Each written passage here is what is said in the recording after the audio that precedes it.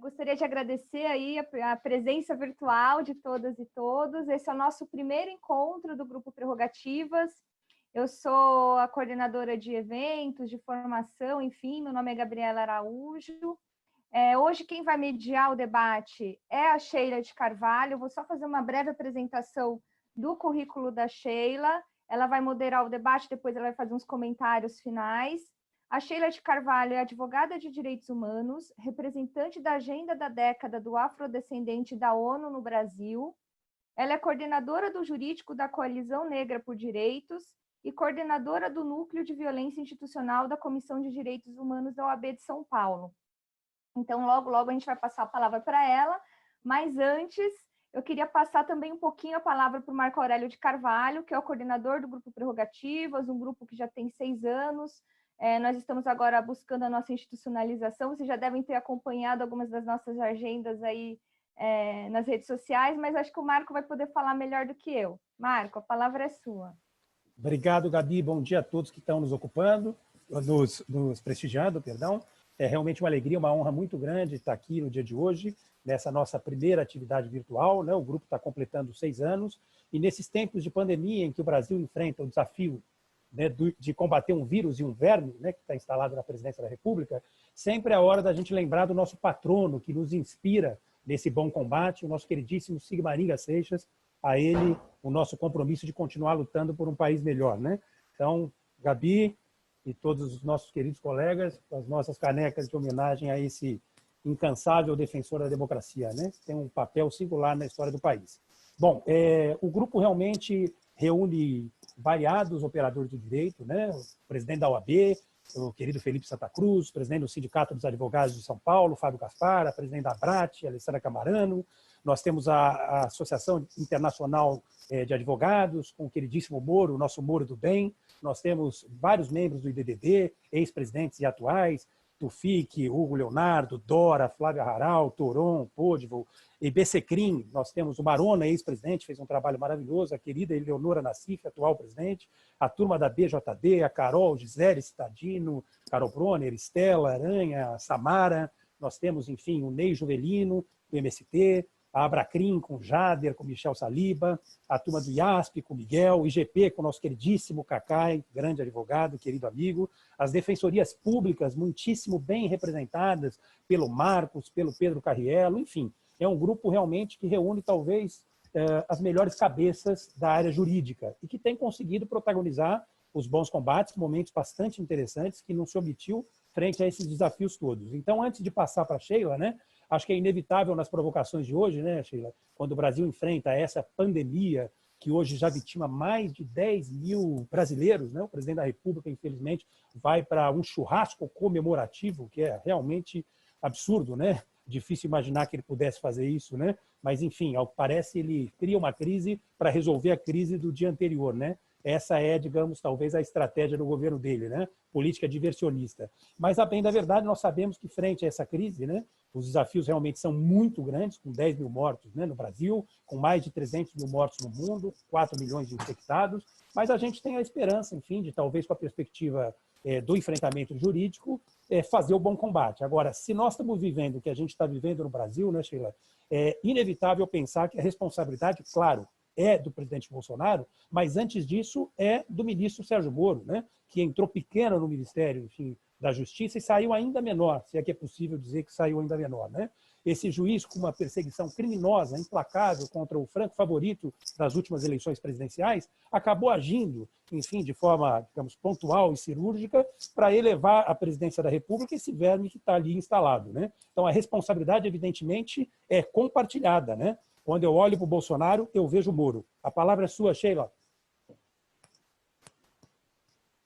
Olá a todas e todos, bom dia para esse grupo maravilhoso que temos aqui, bom dia para quem nos acompanha.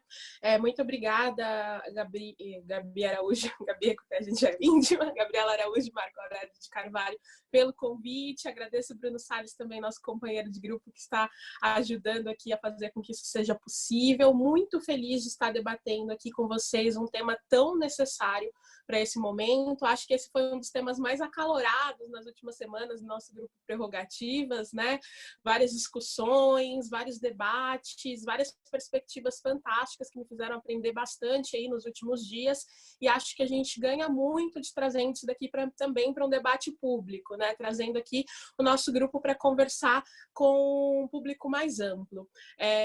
São juristas incríveis que nos acompanham aqui, acho que todas as trajetórias deles precedem, né, o que eu vou falar. Acho que a gente tem o papel nesse momento de discutir o que é mais danoso para a democracia, como a gente chegou a esse nível de crise, como a gente pode superar, e o papel do judiciário nessa situação, né?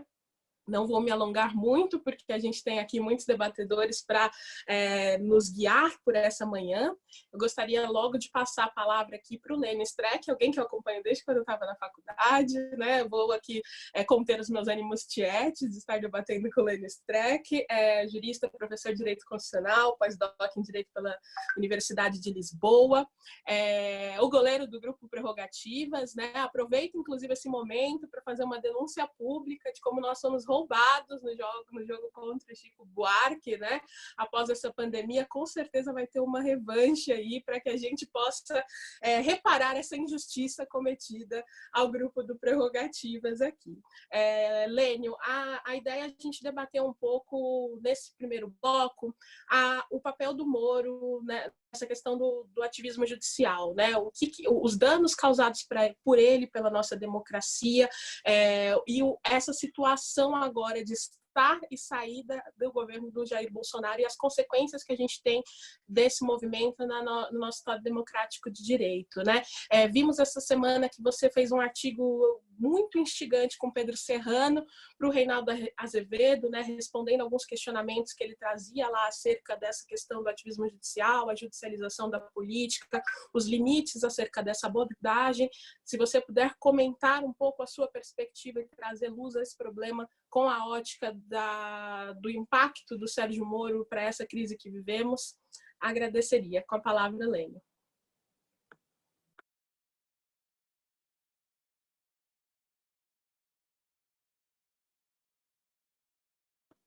Acho que precisa tirar do mudo. Lênio. Sheila, só um minutinho, fazer um Bom dia. agradecimento. Lênio, só fazer um agradecimento ao Bruno Salles, que está operacionalizando toda essa nossa transmissão, ao técnico do Grupo Prerrogativas, do qual você nos dá a honra de ser o goleiro, querido Fabiano Silva, que tem feito também um trabalho fantástico, apoiando a Gabi. Citei a OAB Federal, mas, claro, tem que citar também a OAB de São Paulo, com a presença da Margarete Pedroso, com a presença, enfim, da nossa queridíssima Amélia, que tem feito um trabalho incrível na Comissão de Direitos Humanos. Mas temos entre nós juízes, desembargadores, né? Tem que citar, evidentemente, a Kenaric, queridíssima Magda Bialski, Rubens Casar e tantos outros. É realmente um grupo que nos enche de orgulho. Com você, Lênio. Bom, então, bom dia, Sheila, e cumprimento a todos em nome, a partir do nosso líder, o MAC, Marco Aurélio, os outros sintam-se todos cumprimentados. Tem tanta coisa para falar sobre isso, eu tenho escrito toda semana. Agora mesmo, essa questão do ativismo judicial, Moro e ativismo são faces da mesma moeda, e todo o malefício que o ativismo causa no Brasil pode ser visto pela figura do Moro, porque ativismo e judicialização são coisas diferentes. Judicialização é desejável por vezes, porque quando as decisões têm caráter de universalização, etc. O ativismo é uma atitude behaviorística, em que o juiz substitui e julga como quer. E isso sempre é ruim. Eu não encontrei uma decisão ativista boa, se nós soubermos fazer a diferença entre ativismo e judicialização. Judicialização acontece em qualquer país do mundo. Então, esta é uma praga contemporânea que se colocou e mudou a história do Brasil. Por isso que o ativismo sempre é ruim, porque eu não consigo ver nenhum traço do ativismo que seja bom, porque, por exemplo, a história do Brasil mudou com o ativismo do ex-juiz Sérgio Moro, que acabou divulgando aquelas decisões, aquelas escutas telefônicas, todos os seus atos durante todo o período dos julgamentos não só dos casos do presidente Lula, como também os demais. A grande questão é saber, né, como é que a comunidade jurídica vê isso. Me preocupa profundamente que a comunidade jurídica brasileira, grande parte dela, ela fica silente, fica assistindo e muitos aplaudindo ativismos, autoritarismos, prerrogativas de advogados sendo vilipendiadas todos os dias, e o prerro surgiu exatamente com esse nome, prerrogativas. Então, todas essas questões fazem com que nós tenhamos que pensar como nós vamos sair dessa e como será o direito depois, não só da pandemia, mas como será o direito depois de Sérgio Moro. Porque o direito é antes do Sérgio Moro, depois do Sérgio Moro, nesse sentido de que ele criou um imaginário dos fins justificam os meios. E isso é uma coisa que tem que ser estudada e saber como, isso aconteceu, 2, como nós embarcamos. Como é que nós embarcamos nessa? Assim como na Alemanha, o Bernd Ritters escreve um livro agora chamado Uma Interpretação Não Constrangida, mostrando como a doutrina ficou silente e com isso o autoritarismo foi subindo. Pois de Unbegrenzte Auslegung, que é o nome do livro, trazido para cá, a falta de constrangimentos vai fazendo com que esses monstros estão sendo, cada vez mais eles são alimentados. Veja, por exemplo, se nós pegarmos os casos julgados pelo ex-juiz Sérgio Moro e levarmos para a Europa, nós pagaríamos mico com cartão de crédito durante 100 anos em prestações e não conseguiríamos pagar o tamanho do mico que nós pagaríamos frente aos tribunais europeus, o Tribunal Europeu dos Direitos Humanos, que lá, inclusive, tem a teoria da aparência da imparcialidade, né? Ou seja, não basta que o juiz o julgamento seja justo. Uma função que aparece aqui. Não basta, ele tem que ser também. Então, há uma decisão no caso Delcorst versus Bélgica, em que o tribunal disse justice must not only be done, it must also be seen to be done. Ou seja, tem que parecer também ser honesta, ser imparcial. Isto é, um julgamento que nem as pessoas acreditam, um julgamento que não tem aparência de imparcialidade, é um julgamento ilegítimo. Um caso famoso, o caso Larsen versus na Áustria, foi anulado porque o juiz pré-julgava, ele tinha uma interpretação da lei antecipada, independentemente do fato. Isso tudo no Brasil aqui aconteceu e nós não conseguimos demonstrar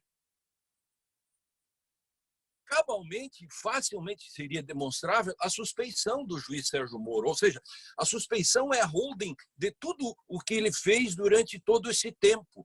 Mas não é só ele.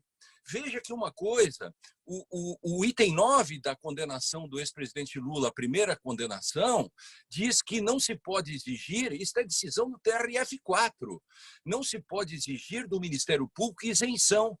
Então, houve condenação sem isenção.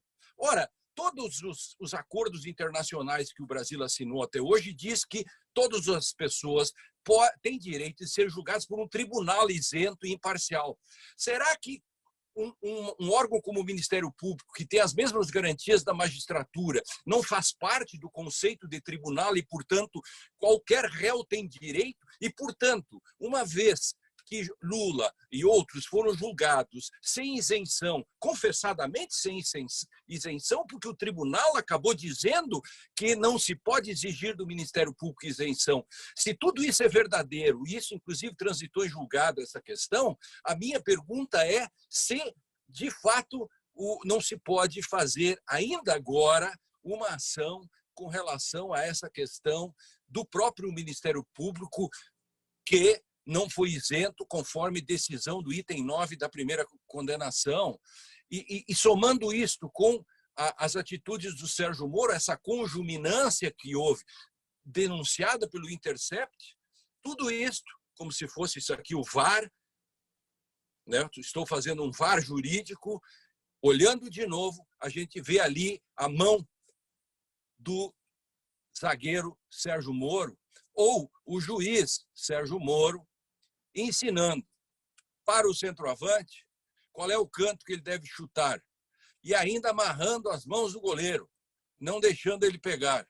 E depois de tudo isso, foi lá ser diretor do clube para o qual ele marcou o pênalti.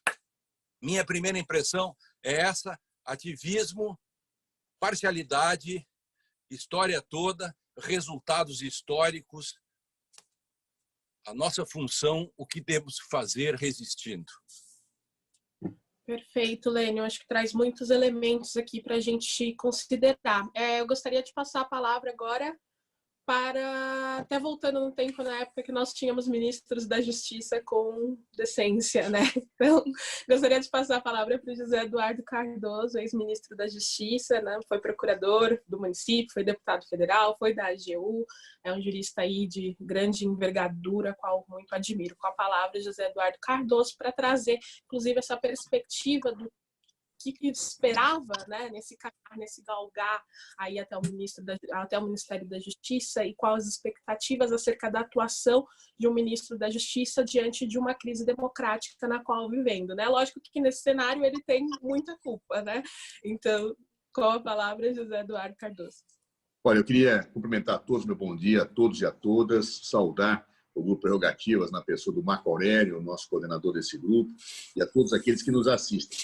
O Lênio, com o seu brilhantismo, ele é um dos gurus meus intelectuais, sempre foi na minha vida e continuará sendo. Ele introduz uma questão, com a sua genialidade, que eu acho que nós precisaríamos explorar até para podermos dialogar dentro de um mesmo universo. A palavra ativismo, ela tem assumido conotações diversas. Claro, talvez até hoje seja plurissignificativa, ela tem vários significados. Eu queria pactuar um sentido. Eu queria afirmar aqui que vou trabalhar com a ideia de ativismo como sendo justamente a ideia de uma construção de uma visão jurídica que afirma algo em relação a uma situação fora dos quadrantes normativos admissíveis no Estado de Direito. Ou seja, eu não acho que a interpretação jurídica seja neutra, nunca achei isso, nem vou achar jamais. Eu acho que ela implica em valoração.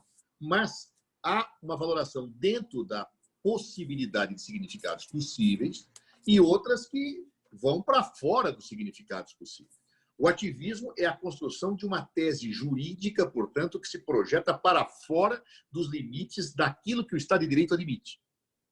Portanto, o ativismo, como bem disse o Lênio, não se confunde com judicialização, uma coisa é uma coisa, outra coisa, e não se confunde com erro de fato ou erro de direito. Ou seja, o ativismo ele é consciente, ele é uma produção jurídica deliberada, tá certo?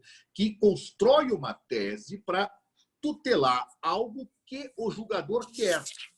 Portanto, o ativismo é uma postura consciente daquele que julga, né? Não é o erro, não é a ignorância e não é a judicialização. Pode se perguntar, mas o que leva alguém, um juiz, a ser ativista? Pode ser messianismo, pode ser um desejo arraigado de iluminismo elitista, tá certo? Em que o cara se acha o ó do Borogodó, quer dizer, ele se acha o transformador universal, e a lei, ora, a lei... Então, a Constituição não é a Constituição que está lá, é a Constituição que eu quero que ela diga.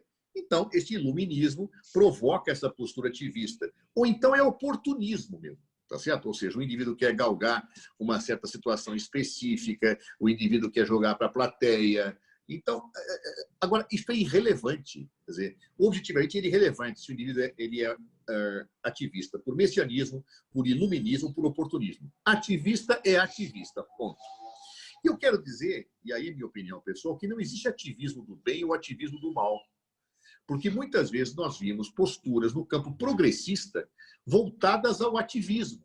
Eu me lembro do direito alternativo, que muitos anos atrás existia, sempre fui muito crítico ao direito alternativo, até me chamava de conservador por isso. Porque eu dizia, olha, isso é um risco, especialmente numa sociedade plural em que o judiciário tem uma base formadora ideológica conservadora. Ora, Então, diante desta premissa, a questão que se coloca, Sérgio Moro, como se coloca? Sérgio Moro, a meu ver, não é aqueles que pode até ter feito, faz erros de fato ou de direito. Ele é um arbitrário. Sérgio Moro é um arbitrário, claro, porque ele constrói as teses para acomodar os seus desejos. Se os seus desejos vêm de messianismo ou vêm de oportunismo, isso é absolutamente relevante, isso é um problema para um terapeuta. Tá certo? Para o jurista, se verifica que Sérgio Moro é um arbitrário. Claro? E aí, isso exige que nós, do mundo do direito, que somos progressistas, que somos humanistas, tenhamos muito cuidado com aquilo que é o ativismo do bem. Porque não poucas vezes nós nos entusiasmamos com certas situações e queremos que o judiciário seja ativista quando está de acordo com os nossos interesses. É isso que nós temos que tomar cautela. Porque o ativista, ele é um ativista. E se eu quero atacar o ativismo, não vamos com teses que caiam na mesma linha só porque são de acordo com os nossos interesses. Claro? Eu acho que esta é uma questão. E me lembro de um professor que, certa feita, disse o seguinte, quando um aluno questionava ele na crítica que ele fazia o ativismo, e esta era uma crítica dura, o aluno disse, mas, professor, o ativismo trouxe tantas coisas boas, o ativismo nos trouxe grandes conquistas no plano de diversas situações que o Supremo tem decidido, tendo propiciado o combate à corrupção, tendo propiciado muita coisa, disse o aluno. Por que o senhor é tão contra o ativismo? Se ele faz marchos, ele toma decisões numa marcha humanista. E esse professor disse, meu filho, quando você abre a porta de uma gaiola, você não escolhe os pássaros que dali saem. Podem sair os pássaros fascistas, como podem sair os pássaros humanistas. Ora, abrir a gaiola do Estado de Direito, em qualquer dimensão que ela se projete, dentro de uma visão utilitarista de esquerda ou de direita, é o que quebra o Estado de Direito. Eu até acho que o Estado de Direito está em crise. Eu acho que o Estado de Direito nasceu com a sociedade capitalista em crise, é um modelo em crise, e nós vamos ter uma encruzilhada. Ou nós vamos para o autoritarismo, ou nós vamos para a radicalização democrática com uma mudança dessa estrutura. Agora, isso é um outro problema. Neste momento, contra o fascismo, a questão do Estado de Direito é uma peça central. E aí, nós que somos humanistas, temos que tomar muito cuidado com as posturas ativistas progressistas, porque é o ativismo progressista que legitima o arbítrio autoritário fascista que nós temos muitas vezes assistindo em decisões judiciais. Perfeito, José Eduardo Cardoso. Acho que você traz as preocupações maiores que a gente tem aí de não estar alimentando mais os monstros do autoritarismo, né? E essa ótica da perspectiva dos interesses acho que é fundamental para analisar a situação. Inclusive, nessa decisão do Ramagem, né, muitas a gente se falou, e quando foi a decisão de vetar a indicação do Lula, né? A gente tem que usar aí a mesma interpretação, independente dos interesses que estão sendo colocados na mesa. Agora eu gostaria de passar a palavra para o Mauro Menezes, um advogado aí sensacional, articulador aí da Associação Brasileira de Juristas pela Democracia, super ativo na nossa prerrogativa. Desculpa, eu acho que agora era o Pedro. O Mauro tinha pedido para falar. Desculpa interromper. Tá. Eu tinha entendido que ele tinha pedido para falar depois do José Eduardo Cardoso. Ele quer falar. Mauro, ele quer ser o penúltimo.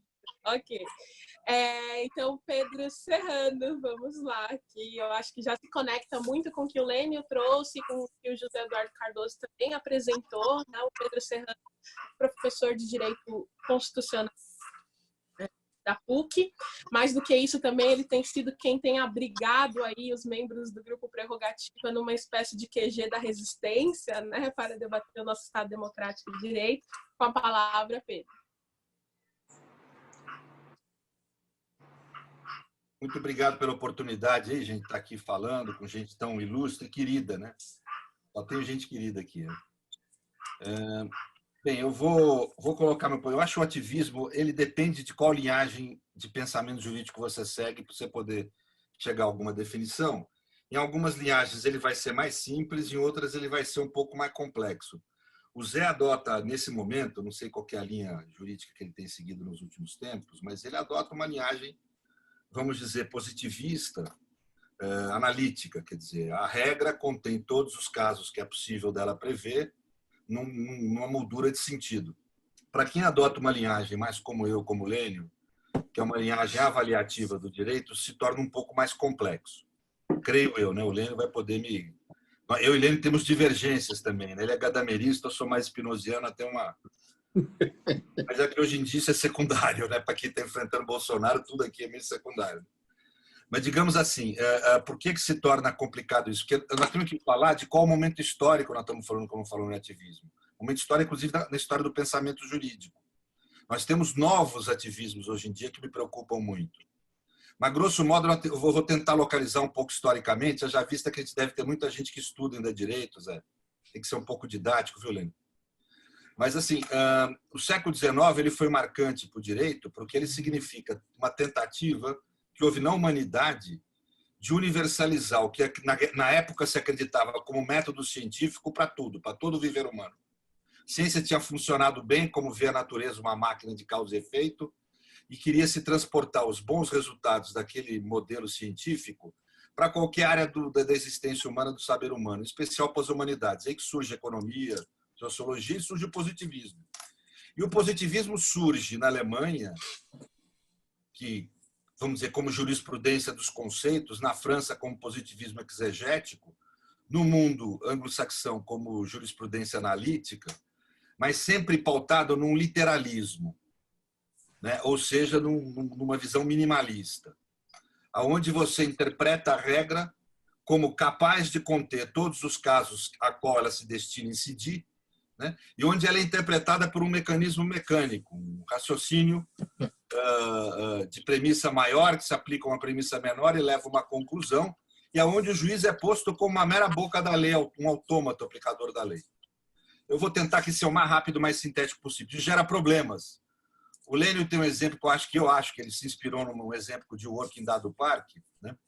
Onde ele fala do sujeito que vai entrar com o cachorro. A regra é proibido entrar cachorro. O literalista acha que é proibido entrar cachorro, está lá na regra. Mas se você quer entrar com elefante? Se você quer entrar com urso? Né? Bem, obviamente começou a haver críticas a esse tipo de postura. E a crítica que surge é uma crítica que leva, talvez, à primeira versão articulada, em termos de teoria do direito, do ativismo, que são as correntes voluntaristas, a escola livre do direito, né? O realismo de primeira geração, que é onde você vai ter daí o juiz tendo na lei ou na regra uma mera referência, tendo no texto normativo uma mera referência e uma atitude absolutamente criativa em relação ao direito, né? Bem, isso foi aquele período. Todo o período posterior é uma tentativa de criar teorias no interstício disso. O positivismo analítico que o Zé traz, que é um positivismo analítico contemporâneo, ele tenta ser um mecanismo de interstício no meio disso, onde Kelsen traz, Kelsen é o primeiro a trazer, depois tem vários outros, mas o primeiro a trazer os avanços de linguagem para o positivismo e vão moderar aquele positivismo exegético do século XIX, né? E vão poder compor essa ideia de moldura de sentido, etc. Tal. A corrente que os teóricos avaliativos têm, ela é um pouco mais complexa, por quê? Porque ela acha que tem que incidir o direito e não a regra. O texto normativo não é a norma. O texto normativo não tem condição de prever todas as hipóteses de fato a qual ele vai incidir. O texto normativo é um programa normativo e que só se revela como norma na hora que incide no fato, que é o domínio normativo.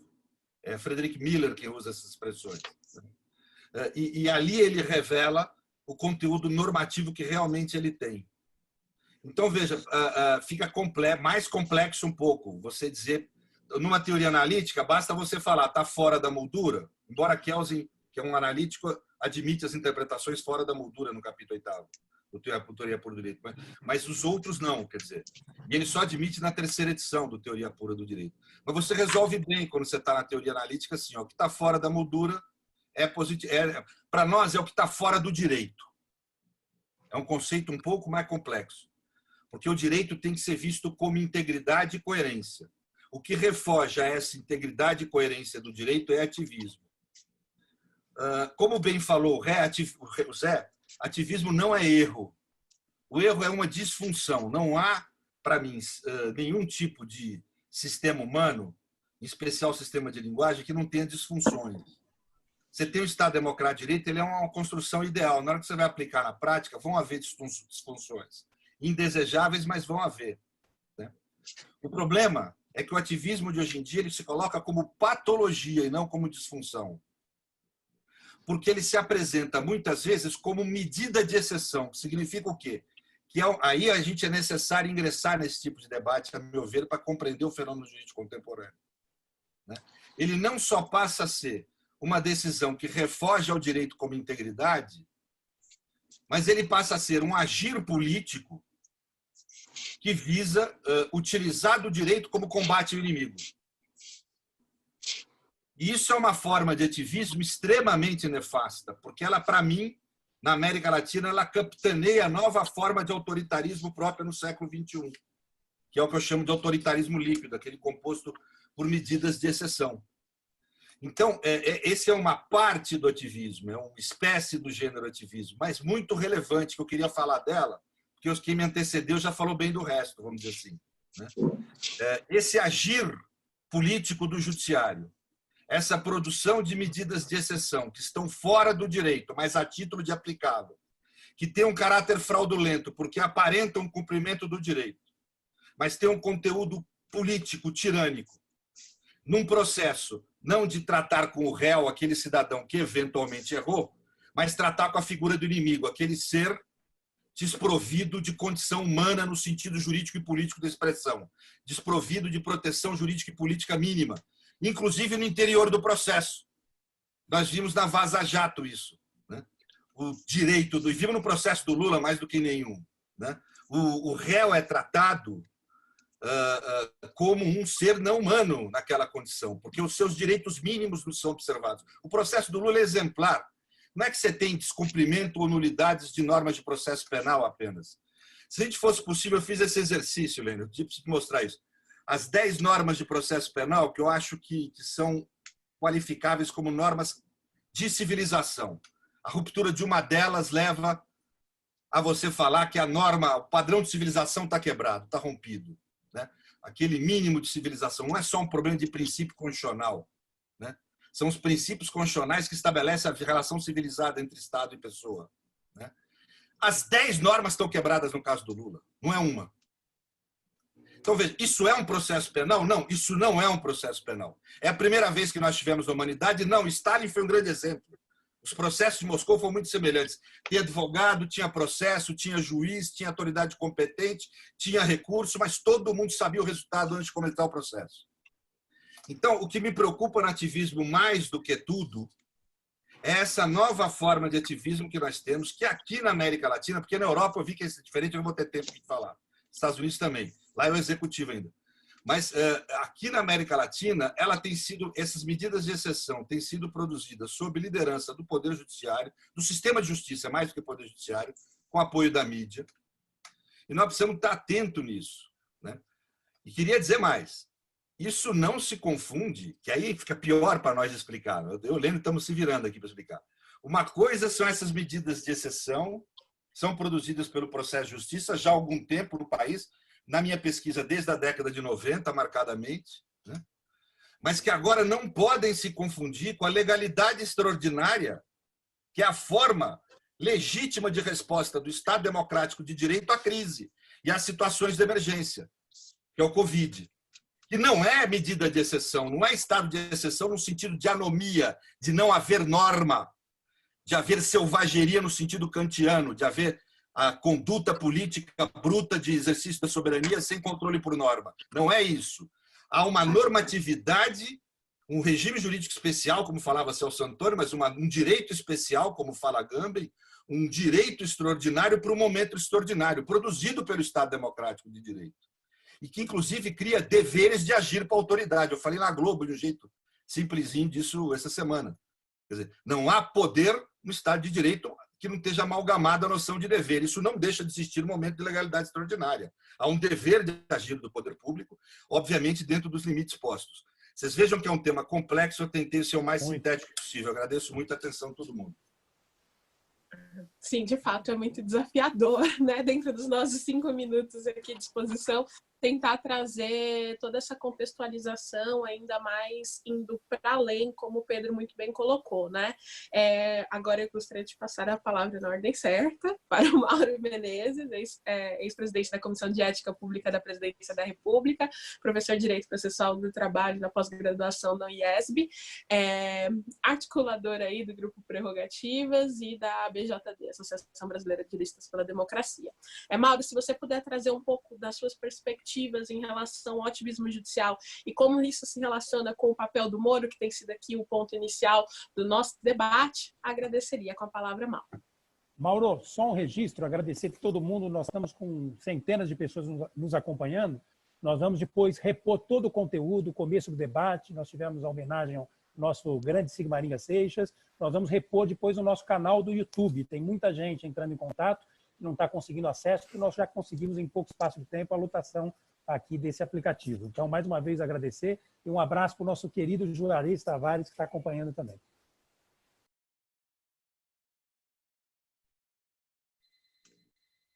Está mudo. Muito obrigado, Sheila.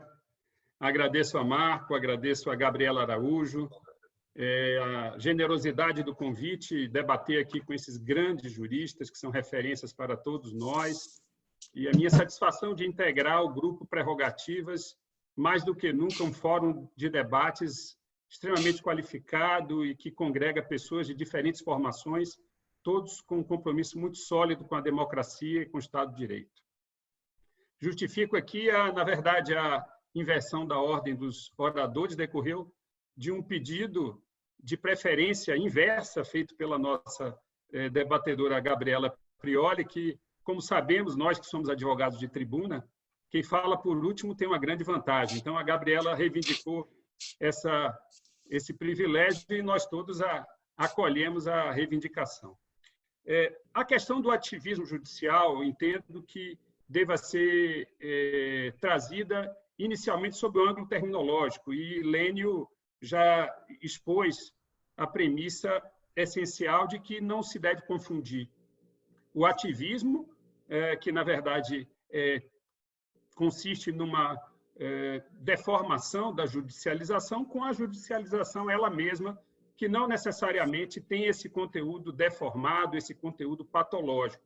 O ativismo deve ser entendido como o avanço do direito em detrimento da política, uma ocupação de um espaço de autoridade pelo Poder Judiciário, que seria um espaço preferencialmente ocupado pelo Poder Legislativo, as instâncias políticas do Poder Executivo. Mas nós aqui fomos chamados, inicialmente, a falar sobre a questão do Sérgio Moro.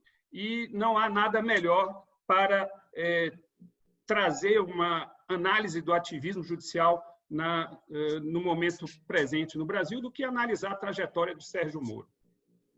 A trajetória de alguém que, de fato, serviu como uma luva para encarnar essa figura de celebridade heróica que foi sendo construída e foi sendo alimentada ao longo do tempo, desde o início da Operação Lava Jato.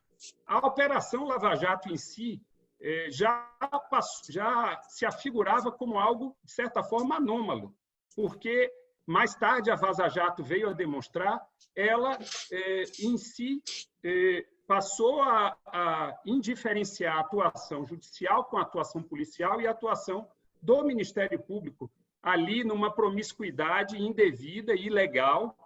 Aquilo já era visível desde 2014 e 2015. Então, na verdade, essa instância paralela de poder que a Lava Jato passou a constituir, de uma certa forma, usurpou o poder exercido pelas instâncias convencionais que deveriam estar, cada qual, no âmbito estrito, na bitola estrita da sua competência. Então, daí para evoluir-se para um cenário de punitivismo, um cenário de excessos, de operações espetáculo, manipulações de colaborações premiadas mediante pressões, prisões ilegais, conduções coercitivas também à margem da lei, tudo isso foi um passo. E estava à frente disso o grande Bonaparte, que ocupou um espaço político naquela época e empreendeu aquilo que foi recebido pela sociedade como uma grande cruzada pela moralização, pelo combate à corrupção. E nós bem sabemos que os paradigmas do combate à corrupção e da moralidade pública passam necessariamente pela observância plena, não apenas da institucionalidade, dos limites de cada poder, como também pelas garantias de direitos fundamentais, pelas garantias próprias de um regime constitucional democrático. Mas, obviamente, o atalho que a celebrização e o heroísmo ofereceram para esse personagem que facilmente já agarrou a oportunidade de se transformar não num juiz, mas num político, isso foi absolutamente irresistível. E, assim, alguns sinais começaram a aparecer. Já em 2015, em março de 2015, numa das primeiras manifestações que foram feitas na Avenida Paulista, ele, ainda juiz, se declarou tocado pela manifestação, porque havia ali faixas, havia homenagens à figura mítica dele como juiz herói. Então, ali já se via que ele estava num caminho sem volta. E essa caracterização como um herói, de certa forma medieval, à la Sterne, que faz com que as aventuras elas venham e sejam vividas e atravessadas e ultrapassadas e superadas pelo herói, continua até hoje. O próximo capítulo certamente será a eleição presidencial de 2022, sendo que houve a saída espetacular do Ministério em 2020. Esse monstro foi criado, nós não podemos negar. E é claro que, para isso, ele deu de barato tudo aquilo que deveria ser respeitado e observado por ele como juiz, a começar pela imparcialidade, que é o primeiro e mais importante dever de todo magistrado. Todos nós sabemos aqui que o juiz que tem um resultado pré-determinado de um julgamento, que desrespeita uma das partes para favorecer a outra, esse juiz não é um juiz imparcial. E nem a nossa Constituição admite isso, nem a nossa lei da magistratura, nem o Código de Ética da Magistratura Brasileira, muito menos os documentos internacionais sobre ética judicial de Bangalore, ibero-americano, enfim. Todos esses documentos têm uma repulsa muito clara à quebra da imparcialidade. Mas a ética ela foi fundamentalmente vilipendiada por Sérgio Moro em vários outros aspectos. E, como ministro de Estado, ele lidou muito mal com informações privilegiadas.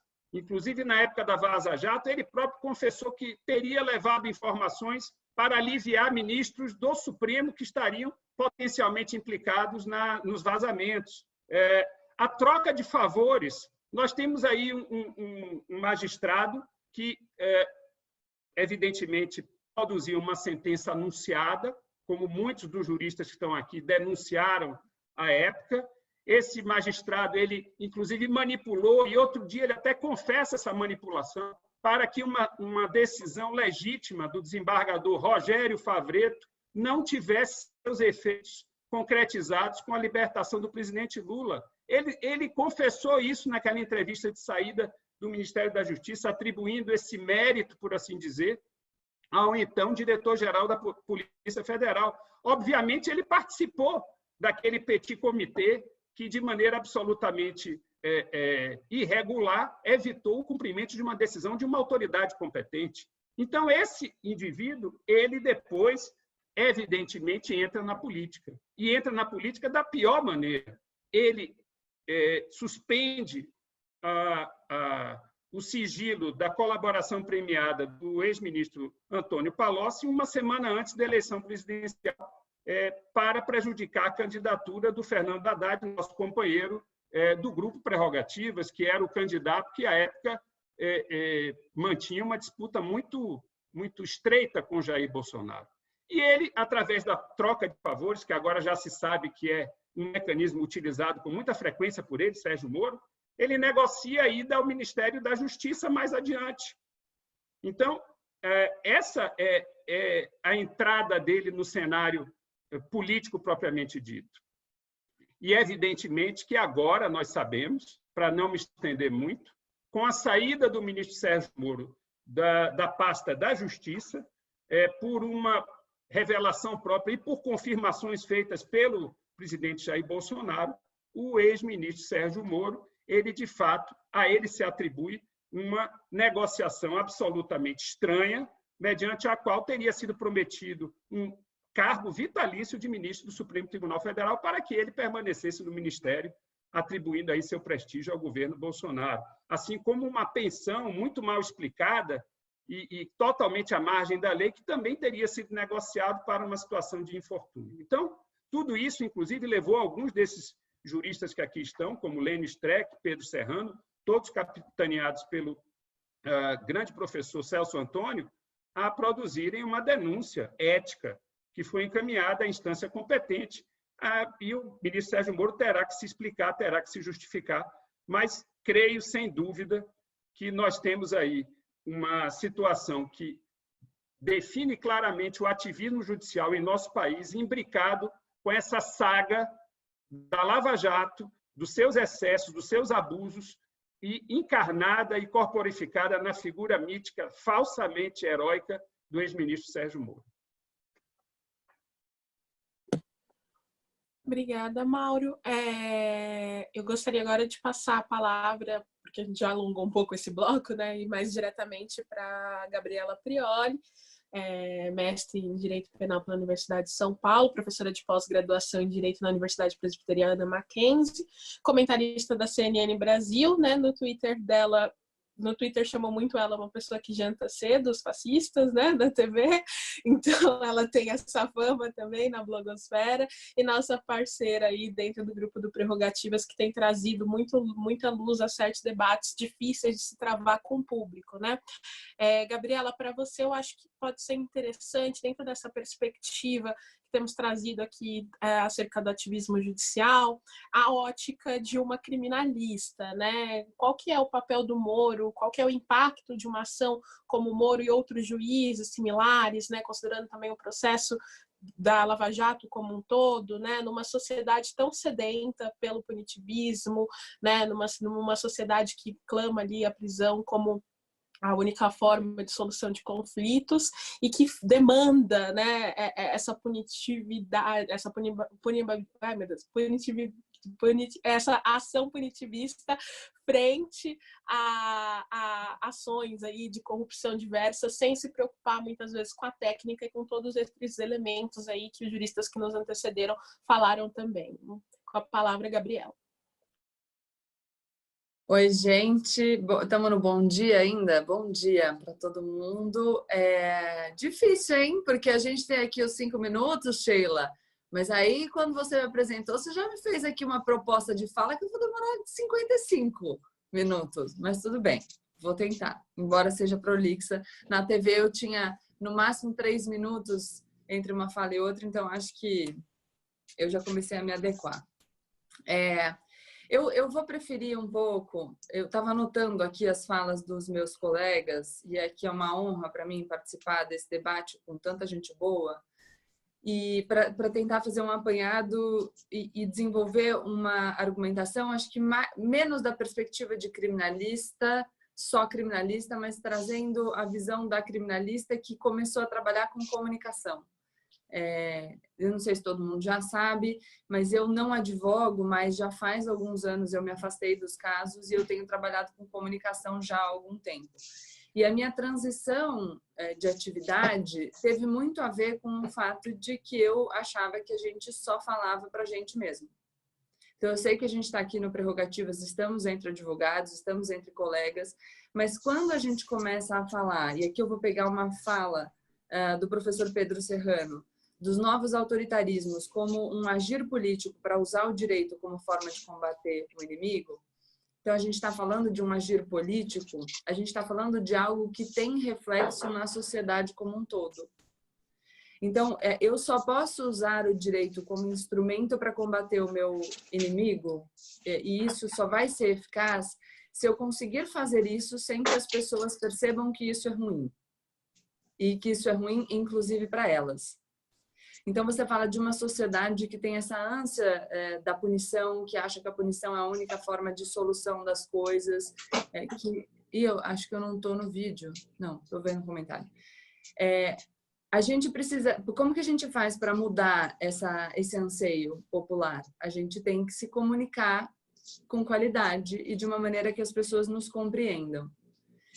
E desde que eu comecei a fazer essas falas nos meios de comunicação, nos mais variados, nas redes sociais ou na televisão, não é incomum que as pessoas me critiquem por eu não ser tão severa quanto eu deveria como criminalista nas minhas críticas ou ao ex-ministro, ex-juiz Sérgio Moro, ou eventualmente por eu não adotar um tom mais pesado quando eu falo do presidente Jair Bolsonaro.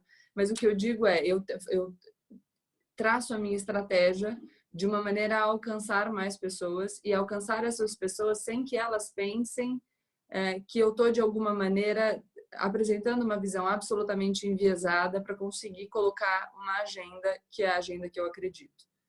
Então, quando a gente fala para as pessoas que elas devem perceber que a punição não é a única saída, que essa judicialização da política é um mau caminho e que isso vai se voltar contra todos nós, porque seremos nós vítimas de um autoritarismo que a gente está alimentando, eu acho que a gente precisa falar isso de um jeito que as pessoas de fato compreendam que pode ser melhor para elas se elas passarem a ter uma visão mais crítica do problema.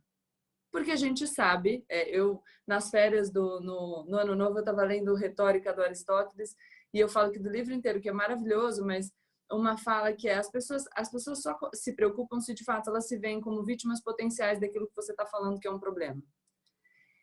E aí, eu comecei ouvindo, claro, a fala do Lênio, citando a decisão do Tribunal Europeu de Direitos Humanos e a frase que todo mundo que fala sobre a questão da imparcialidade e já estudou um pouco isso, sabe? Eu, inclusive, tive um caso que eu falo que eu copiei da Heloísa Estelita, que a gente foi para o Supremo, um caso que perdemos, mas, enfim, se o Torão estiver assistindo, ele vai saber do que eu estou falando, mas que não deveríamos ter perdido, porque tínhamos razão. E eu usei ele tá, eu tô vendo ele aqui. E a gente tinha razão, e eu usei muito um trabalho da Elo, que ela tinha desenvolvido antes, com essa análise dos precedentes do Tribunal Europeu de Direitos Humanos, aquela frase emblemática de que não basta ser imparcial, a gente tem que parecer imparcial.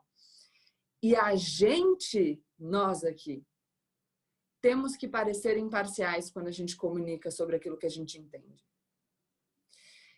E a gente tem que deixar isso claro. Eu sei que quando você assiste os abusos e os excessos que aconteceram na Operação Lava Jato e você assiste a celebrização dessa figura do juiz que conduziu a operação e você tem a plena consciência de que ele não deveria ser considerado herói e de que as pessoas deveriam fazer uma crítica, que elas serão vítimas disso que elas estão criando, principalmente quando você vê pessoas que estão lá na clientela preferencial do direito penal levantando essa bandeira. Eu sempre digo para as pessoas, o Brasil não é a Lava Jato. O que acontece, a tolerância a esse abuso, ela vai se espalhar. E isso é um problema para todos nós. Só que ao falarmos disso, a gente precisa tomar cuidado para que o nosso entusiasmo não seja visto como parcialidade. Entende? Na análise da questão. Eu estou falando para você que isso vai ser ruim para você, porque de fato vai. Aqui eu vou te apresentar os meus argumentos. E não porque por acaso eu não gosto do presidente Jair Bolsonaro. Entende? Transformar fazer com que a nossa fala para as outras pessoas que estão consumindo a nossa comunicação não pareça uma fala de afeto. Tem outra frase que eu gosto muito, que aqui eu vou fazer uma citação super livre, que é do Arthur Schopenhauer, aqui já faço a ressalva, porque agora quando a gente fala dos autores antigos, a gente precisa lembrar que, enfim, machista, preconceituoso, racista, tudo bem, eu estou falando só de uma fala específica, com todas as ressalvas. Ele diz que todo julgamento ele deve ser proferido friamente e sem paixão. Porque o raciocínio é frio por natureza. E se você trouxer aquilo de maneira muito exaltada, as pessoas vão achar que o teu julgamento vem do afeto e não do racional. A gente estava até conversando, eu e o professor Pedro Serrano, antes de começar, e ele falou, nossa, na televisão você está tão fria nos debates. Você sempre está tão centrada. Já olhei aqui um comentário que eu vou comentar. Como que você faz isso? É óbvio que ali eu estou abalada. É claro que se eu ouço um ataque pessoal, a minha figura, aquilo me exalta. Claro que se eu estou falando sobre algo que eu acredito, eu tenho uma tendência a falar de forma mais entusiasmada. Mas a minha tentativa é manter um pouco essa sobriedade para que as pessoas percebam que eu não estou tentando conduzi-las como marionetes. Eu estou falando só, olha só, presta atenção no que eu estou falando. Pensa um pouco. Se você não concordar comigo agora, não tem problema. Mas a gente pode seguir a partir daí. Teve um colega que comentou aqui e falou: eu sou advogado, eu posso, eu quero, eu devo ser parcial. Perfeitamente. Eu acho que são as lutas de cada um. Eu estou me colocando aqui na função da comunicação. E na comunicação eu posso escolher ser parcial e aí eu vou perder uma parcela das pessoas que me ouvem. Ou eu posso tentar fazer isso de uma outra maneira para conseguir chegar aos ouvidos de mais pessoas e eventualmente conseguir mostrar aquilo que eu acho que tem relevância. E nesse sentido, e aqui, vamos lá, o professor Mauro Menezes falou sobre a celebridade herói. A gente está falando de celebridades. A gente está falando de reação do público a figuras que são apresentadas. A gente está falando de um mundo que se comunica por meio das redes sociais, no Twitter, frase curtinha. As pessoas poucas vezes sentam para ler um texto mais robusto, poucas vezes param para refletir. Esses dias, quando o ministro Alexandre de Moraes decidiu sobre a nomeação para a Direção-Geral da Polícia Federal, eu conversei bastante com o Marco Aurélio. E o que eu falei para ele eu falei, olha, eu nem acho que eu tenho uma posição tão parecida com a sua, mas eu compreendo as suas razões. Explicitem isso claramente. Sejam óbvios para que as pessoas entendam por que você acha que essa decisão é diferente da decisão que barrou a nomeação do Lula no passado. As pessoas precisam compreender que a gente não está defendendo agora alguma coisa ou criticando essa coisa porque a gente não gosta do governo, entendeu? Porque senão a gente perde a força daquilo que a gente está falando. E aqui eu vou me referir à fala do José Eduardo Cardoso, que eu particularmente gostei muito, que é o cuidado com o ativismo do bem. A gente precisa ter coerência nos nossos posicionamentos para a gente manter a credibilidade. E claro, isso eu estou falando, é a minha percepção, eu não estou falando que todas as pessoas têm que fazer exatamente a mesma coisa que eu faço, a gente tem espaço para diversas atividades, né? Então, quando eu vou preparar os meus vídeos, o professor Lênio sabe bem, porque outro dia eu até o citei num vídeo meu. Então, essa manifestação mais acadêmica, eu vou dizer, esse conteúdo que é um pouco menos acessível para quem não tem a formação técnica, é de imenso valor. A entrevista do professor Pedro Serrano, eu postei nas minhas redes sociais, ainda levei bronca da minha mãe, dizendo que a minha chamada para a entrevista não fez jus ao conteúdo, porque era muito bom. Então, é claro que eu vou consumir esse material para depois tentar passar, mas eu sinto que a gente precisa pensar um pouco nessa história da comunicação, porque nós estamos falando de política. Então, foi trazido aqui eleição de 2022, o movimento político do Moro, ele já tendo feito um aceno para as manifestações de 2000 e... não lembro o ano agora. Quando foi que lá na Polícia Federal, Mauro Menezes, que ele estava feliz com as faixas? Não me lembro. 2014, 15, 16. Que depois eu falo um ano aqui, aí o pessoal no Twitter, que tem os fiscais do ano, vai falar, você falou uma coisa errada, então vou ficar em cima do muro. A gente está falando da política, então a gente está falando da percepção das pessoas, né? Hoje em dia eu tenho feito os meus vídeos nos últimos tempos falando sempre uma mesma coisa. Nós temos um presidente que para nós é intolerável, e a gente usou termos muito pesados para se referir a ele, e eu uso também, mas existe uma porcentagem da população que continua apoiando esse presidente. Essas pessoas estão lá. E a gente sabe que algum movimento político para afastá-lo vai olhar para isso. Então precisamos atingir mais ouvidos. Não adianta a gente falar só para nós. Assim, eu tenho certeza absoluta que entre nós, principalmente entre os criminalistas, eu lembro de falar isso ainda numa edição do seminário do IBCCRIM, já há alguns anos. As falas para os criminalistas, para os ouvidos dos criminalistas, a gente já sabe que as pessoas concordam com o que a gente está falando. Basicamente, eu não preciso convencer a gostar de feijão quem já gosta de feijão. Né? Se eu estou trabalhando pelo feijão, eu preciso convencer que o feijão é bom para quem não gosta do feijão. E aí está a dificuldade. E pensando na comunicação. Então, o que eu acho, na verdade, é que a gente precisa sempre que a gente pensa sobre essas questões, raciocinar sobre o que a gente pretende a partir daqui. Alguém falou, eu não vou me lembrar quem agora, sobre o churrasco do presidente Jair Bolsonaro, que já saiu aqui. Vou abrir a homepage da Folha, que ele desistiu do churrasco. Mas aí eu vou dizer para vocês que assim, eu tenho manchetes. Nós estamos quebrando todos os recordes de mortes, né, diárias pelo coronavírus. E numa olhada rápida na página da Folha no site, eu não consigo achar um número. E aí um presidente da República que está se eximindo de responsabilidade, colocando a conta nos governadores, ele se beneficia exatamente disso. Tem uma pesquisa da Fundação Getúlio Vargas mostrando que desde a saída do ministro da Saúde, nas redes sociais se fala muito mais das crises do governo do que do coronavírus.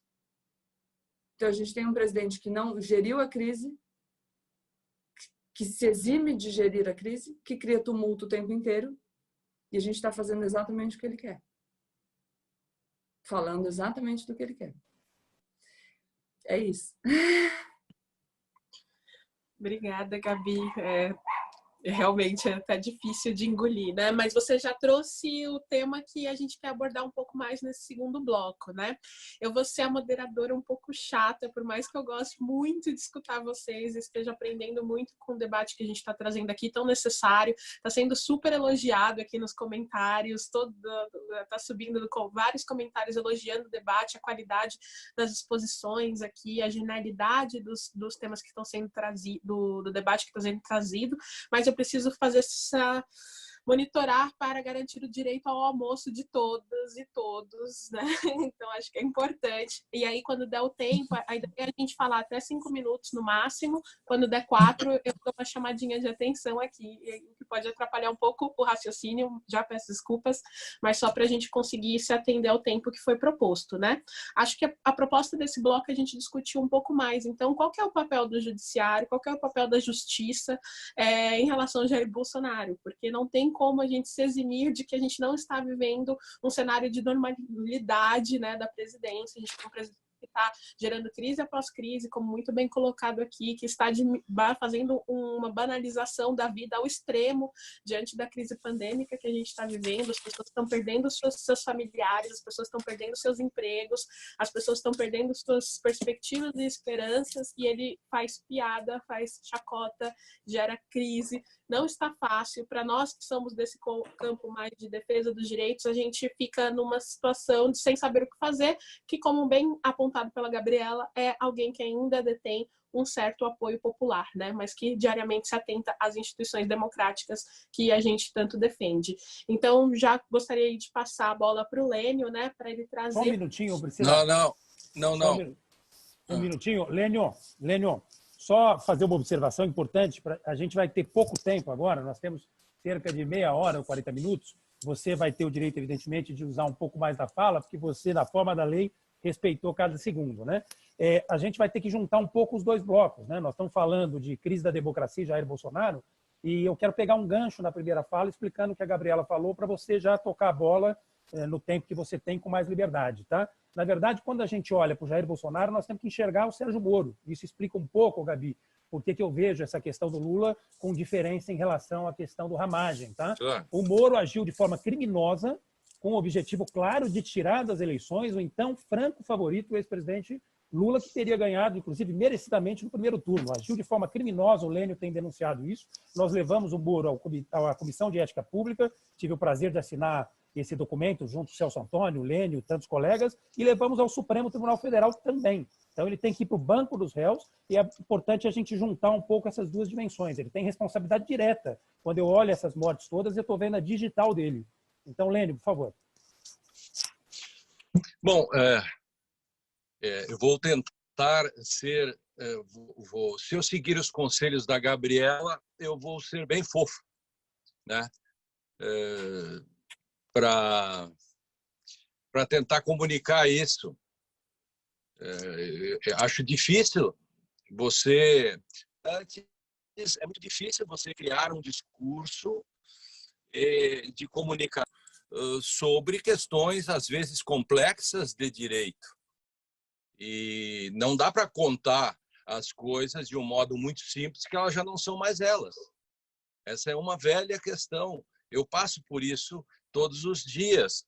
Eu escrevo um artigo de meia página, ele tem o dobro, o triplo de leitores do que de 4, 5 páginas, porque as pessoas gostam mesmo de informações. Eu sou um crítico dos livros facilitados, facilitadores, resumos, essas coisas, porque eu acho que isso fez com que o direito chegasse a isso que nós estamos. Foi exatamente essa geração de juízes e promotores que estudaram nas simplificações e que sempre que alguém chegasse, sofisticasse, se dissesse, olha, lá vem o cara com textão, é que nós formamos uma geração que não sabe conceitos. Por isso que quando a gente vai falar no judiciário ou apresentar teses complexas que só elas podem resolver um problema, nós batemos de frente. Por quê? Porque a resposta dos conceitos mínimos sobre princípios ou questões importantes sobre direito internacional ou outras, o judiciário não tem a resposta, porque talvez o judiciário tenha somado um certo tenentismo que vem de um processo ideológico do qual Sérgio Moro é um dos componentes, e não podemos deixar fora o Ministério Público, que é o outro componente tenentista, né, como diz um autor aí do Rio, né? Esse conjunto, jabuti não dá em árvore. Tem um paciente zero nessa epidemia. Ela veio de algum lugar. Como que se formou? Eu insisto, o direito é antes da Lava Jato ou depois da Lava Jato? O Alexandre de Moraes da Rosa me perguntou durante o mensalão como se ensinaria processo penal depois do mensalão. Bom, eu cheguei a perguntar para ele se ensinava efetivamente antes do mensalão. Quer dizer, pelo modo como setores do ensino jurídico e o imaginário dos cursinhos de preparação acabaram criando esse universo da simplificação e do modo, o senso comum da justiça em que os fins justificam os meios. Não, o direito não é uma mera instrumentalidade. Exatamente, se ele for uma mera instrumentalidade, eu posso fazer raciocínios consequencialistas como o Sérgio Moro todo fez, e mais da metade da comunidade jurídica diz, era ilícito, mas nós não, porque pegou a roubalheira do PT, etc, etc, etc. Ora, o grande raciocínio consequencialista no Supremo Tribunal e nos tribunais está num adágio que nós não conseguimos derrubar, que é não há nulidade sem prejuízo. A comunidade jurídica aguenta tudo isso, mas é fácil explicar. Ora, não há nulidade sem prejuízo. Sim, mas se nós não soubermos a raiz disso, nós não vamos conseguir comunicar isso, né? E vamos sofrendo. A história do Brasil acabou sendo revertida por um direito. Não foi a política estritamente. Os erros da política podem ter levado o direito brasileiro e os juristas brasileiros a cometerem os desatinos, enfim. Mas foi o direito, porque nós não tínhamos um grau de autonomia nesse direito para estabelecer, por exemplo, que naquele momento em que Sérgio Moro cometeu o delito de soltar aqueles vídeos, as gravações que mudou a história do Brasil, gente, mudou a história do Brasil. O Brasil é depois disso. E isso a comunidade jurídica até hoje não soube cobrar, e não cobrou, e não consegue fazer diferente, e continua fazendo igual. Uma parte com uma razão cínica, ou seja, ele sabe o que faz e continua fazendo do mesmo jeito, e outro modo resistindo. Eu sei que é difícil fazer esse processo de resistência. Eu sei que a gente fala muito para convertidos. O problema é que, às vezes, nem os convertidos conseguem compreender a dimensão do direito e da sua importância Quantos convertidos amigos nossos e dos grupos, nos últimos anos, deram ao direito a dimensão que ele tem, e quantos convertidos nossos acharam que o direito não era tão importante, que a política resolveria e os resultados estão aí. Os não convertidos é uma tarefa que nós temos que ir em frente. Agora, o direito, por ser contramajoritário, principalmente o direito constitucional, ele tem essa possibilidade de fazer, mesmo que os não convertidos ignorem ou se falem contra nós. E os julgamentos esses demonstram tudo isso. De novo, tentando cumprir de novo o meu tempo, né, que a nossa mediadora deixou correr frouxo e apenas veja que como é cumprir a lei na sua dimensão, como eu fiz no início, e depois a lei foi sendo descumprida e se criou uma jurisprudência. Um abraço a todos, enfim. Mas eu quero debater mais adiante essa discussão num outro momento com a Gabriela, porque eu achei assim o discurso muito legal, assim, o que ela está dizendo, mas achei assim que tem um pouco de idealismo e de uma dimensão um pouco do bom selvagem. E, sim, nós podemos comprar. Desculpa dizer isso assim claramente, mas eu não tenho essa pureza de olhar e nem essa dimensão desse mundo que é muito mais selvagem do que esse. Eu não acho que com argumentos eu simplesmente vou convencer um bolsominion, né, de que a Terra não é plana. Mas cumprimentos a todos. Sheila, agradecer a Priscila também, da comissão da Comissão Penitenciária da OAB, que tem feito um trabalho incrível junto com as defensorias, e mandar um abraço para vários professores da PUC que estão acompanhando a nossa live, professores de outras universidades, para o nosso querido presidente Felipe da OAB e de tantas outras entidades, tantas pessoas que a gente não vai conseguir citar. A gente vai colocar depois o conteúdo no YouTube, porque realmente está fazendo muito sucesso e já estouramos o limite dessa plataforma. Obrigada, Marco. Sim, é um prazer dividir aí essa gestão da OAB São Paulo aí com a Gabriela Araújo, que está aqui, a Priscila Pâmela, a Ana Amélia, a Margarete Pedroso, todas que estão nos assistindo aqui também.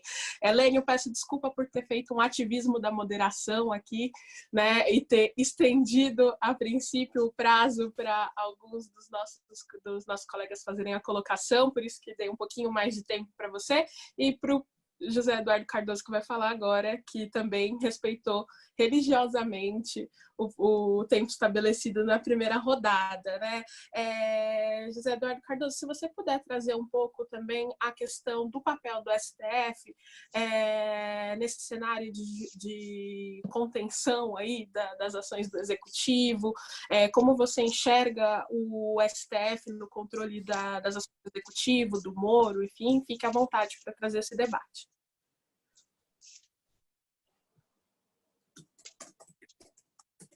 O som. Só precisa liberar o som, viu? Uma visão muito parecida com o que a Gabriela colocou. Mas eu queria pensar algo que ela disse, que é justamente a questão de que nós não podemos ter uma visão utilitária dos nossos princípios. Se não for por ética, haverá de ser por pragmatismo, porque nós perdemos a credibilidade. Claro, ou seja, a nossa tarefa é convencer. E quando eu perco a minha razão de ser principiológica, porque a adapto ao pragmatismo do momento, eu inexoravelmente perco credibilidade, ou no momento ou mais tarde. E partindo dessa premissa é que eu quero, inclusive, frisar algo que eu disse, até esclarecendo, e o Pedro fez observações valiosíssimas. Veja, eu, embora tenha utilizado a expressão de Kelsen, moldura normativa, eu não sou kelseniano, longe disso. Por quê? Porque eu aplico a dialética na análise do direito e Kelsen se propõe a uma metodologia estática, pura. Eu entendo que o direito faz parte da luta de classes, eu entendo que ele é fruto de um produto cultural, ele é um produto cultural, e, portanto, ao ser um produto cultural, é que talvez eu me coloque no campo positivista, porque eu vou até simplificar. Para mim, positivista é quem não é justnaturalista, dentro de uma análise que alguns filósofos tradicionais fazem. Então, nessa perspectiva, eu me invoco positivista porque entendo que o direito é um produto cultural e que o justnaturalismo é uma forma ideológica de legitimação das relações de poder postas pela norma jurídica. Claro? Agora, A norma, a tal da moldura normativa, ela não é estática, como diz Kelsen. Ela é dialeticamente integrada pela realidade. E, nesse sentido, o Pedro tem razão, ele é um programa que modifica a realidade e a realidade modifica essa norma, ela é dinâmica. Os significados da moldura, eles são cambiantes. Embora Kelsen diga que a norma tem um juízo de dever ser, eu diria que ela tem um juízo de dever sendo, vamos chamar assim, na dinâmica dialética. Porque a realidade também está sendo, elas vão se ajustando e se integrando. E nesse contexto da luta de classes, que define, predefine, orienta e marca as disputas de poder postas no campo da norma jurídica. Então, feita esta premissa, eu acho o seguinte, pela visão dialética, a tal da moldura normativa integrada à realidade tem um momento em que o juiz ativista captura esta norma. Ao capturar esta norma, ele se torna dono do direito. E isso é incompatível com o Estado de Direito. Porque há certos sentidos que exigem um salto de qualidade para que sejam produzidos, que é característico da relação dialética. A dialética se faz pela negação da negação, e, em um certo momento, ela tem um salto da realidade. Esse salto, para avançar, independentemente do juízo valorativo do que isso possa ter ou não ter, ele tem que ser dado pela manifestação legislativa. É quando o juiz captura a disputa de poder, de significados, da dinâmica da realidade, sem o ato legislativo, que ele desfigura o Estado de Direito. É nesse sentido que eu utilizo a moldura. E este é o papel do Supremo Tribunal Federal. Claro, ou seja, fazer respeitar a moldura, mas considerando a sua interação dialética com a realidade. Claro que isso não é feito de forma neutra. Né? Ela é feita de maneira ideológica, ela é fruto da disputa da luta de classes, no momento histórico que está posto. Claro?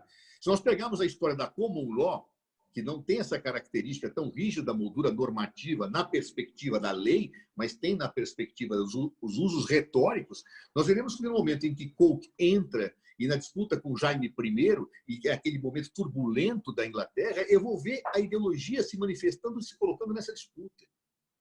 Então, portanto, eu vejo, avalio e pondero, né, que, neste momento, há que se ter muita cautela com o salto de qualidade e não permitir nem para um lado, nem para o outro, a apropriação daquilo que é o conteúdo legislativo inteirado entre a realidade dialeticamente e a norma, aquilo que eu chamei de moldura normativa. É ali que se configura o ativismo. É no momento que falta esse salto de qualidade que nós não podemos permitir, inclusive desvirtuando a nossa posição principiológica, porque nós costumamos a ser ativistas em certas horas e aplaudi-lo em certas horas, cobrá-lo em certas horas e em outras horas recriminá-los. Isso não tem o menor cabimento objetivamente. Exemplo, impeachment de Jair Bolsonaro. Eu participei em muitos debates, muitas palestras, me perguntavam, é caso de impeachment do Jair Bolsonaro? E até 3 ou 4 meses atrás dizia, não, não é. Mas como não é? Você defendendo que não é? Porque eu tenho a afirmação, toda uma análise de impeachment, que eu não vou fazer aqui porque não dá o tempo, mas que o impeachment tem que ser feito diante de um ato ilícito, grave, hediondo, e que, a partir dele, se desencadeia o juízo de conveniência política para o afastamento ou não. E, até um certo momento, Bolsonaro tinha, a meu ver, não praticado um ilícito com essas feições. A estupidez não é crime de responsabilidade, a demência não é crime de responsabilidade, a idiotia não é crime de responsabilidade.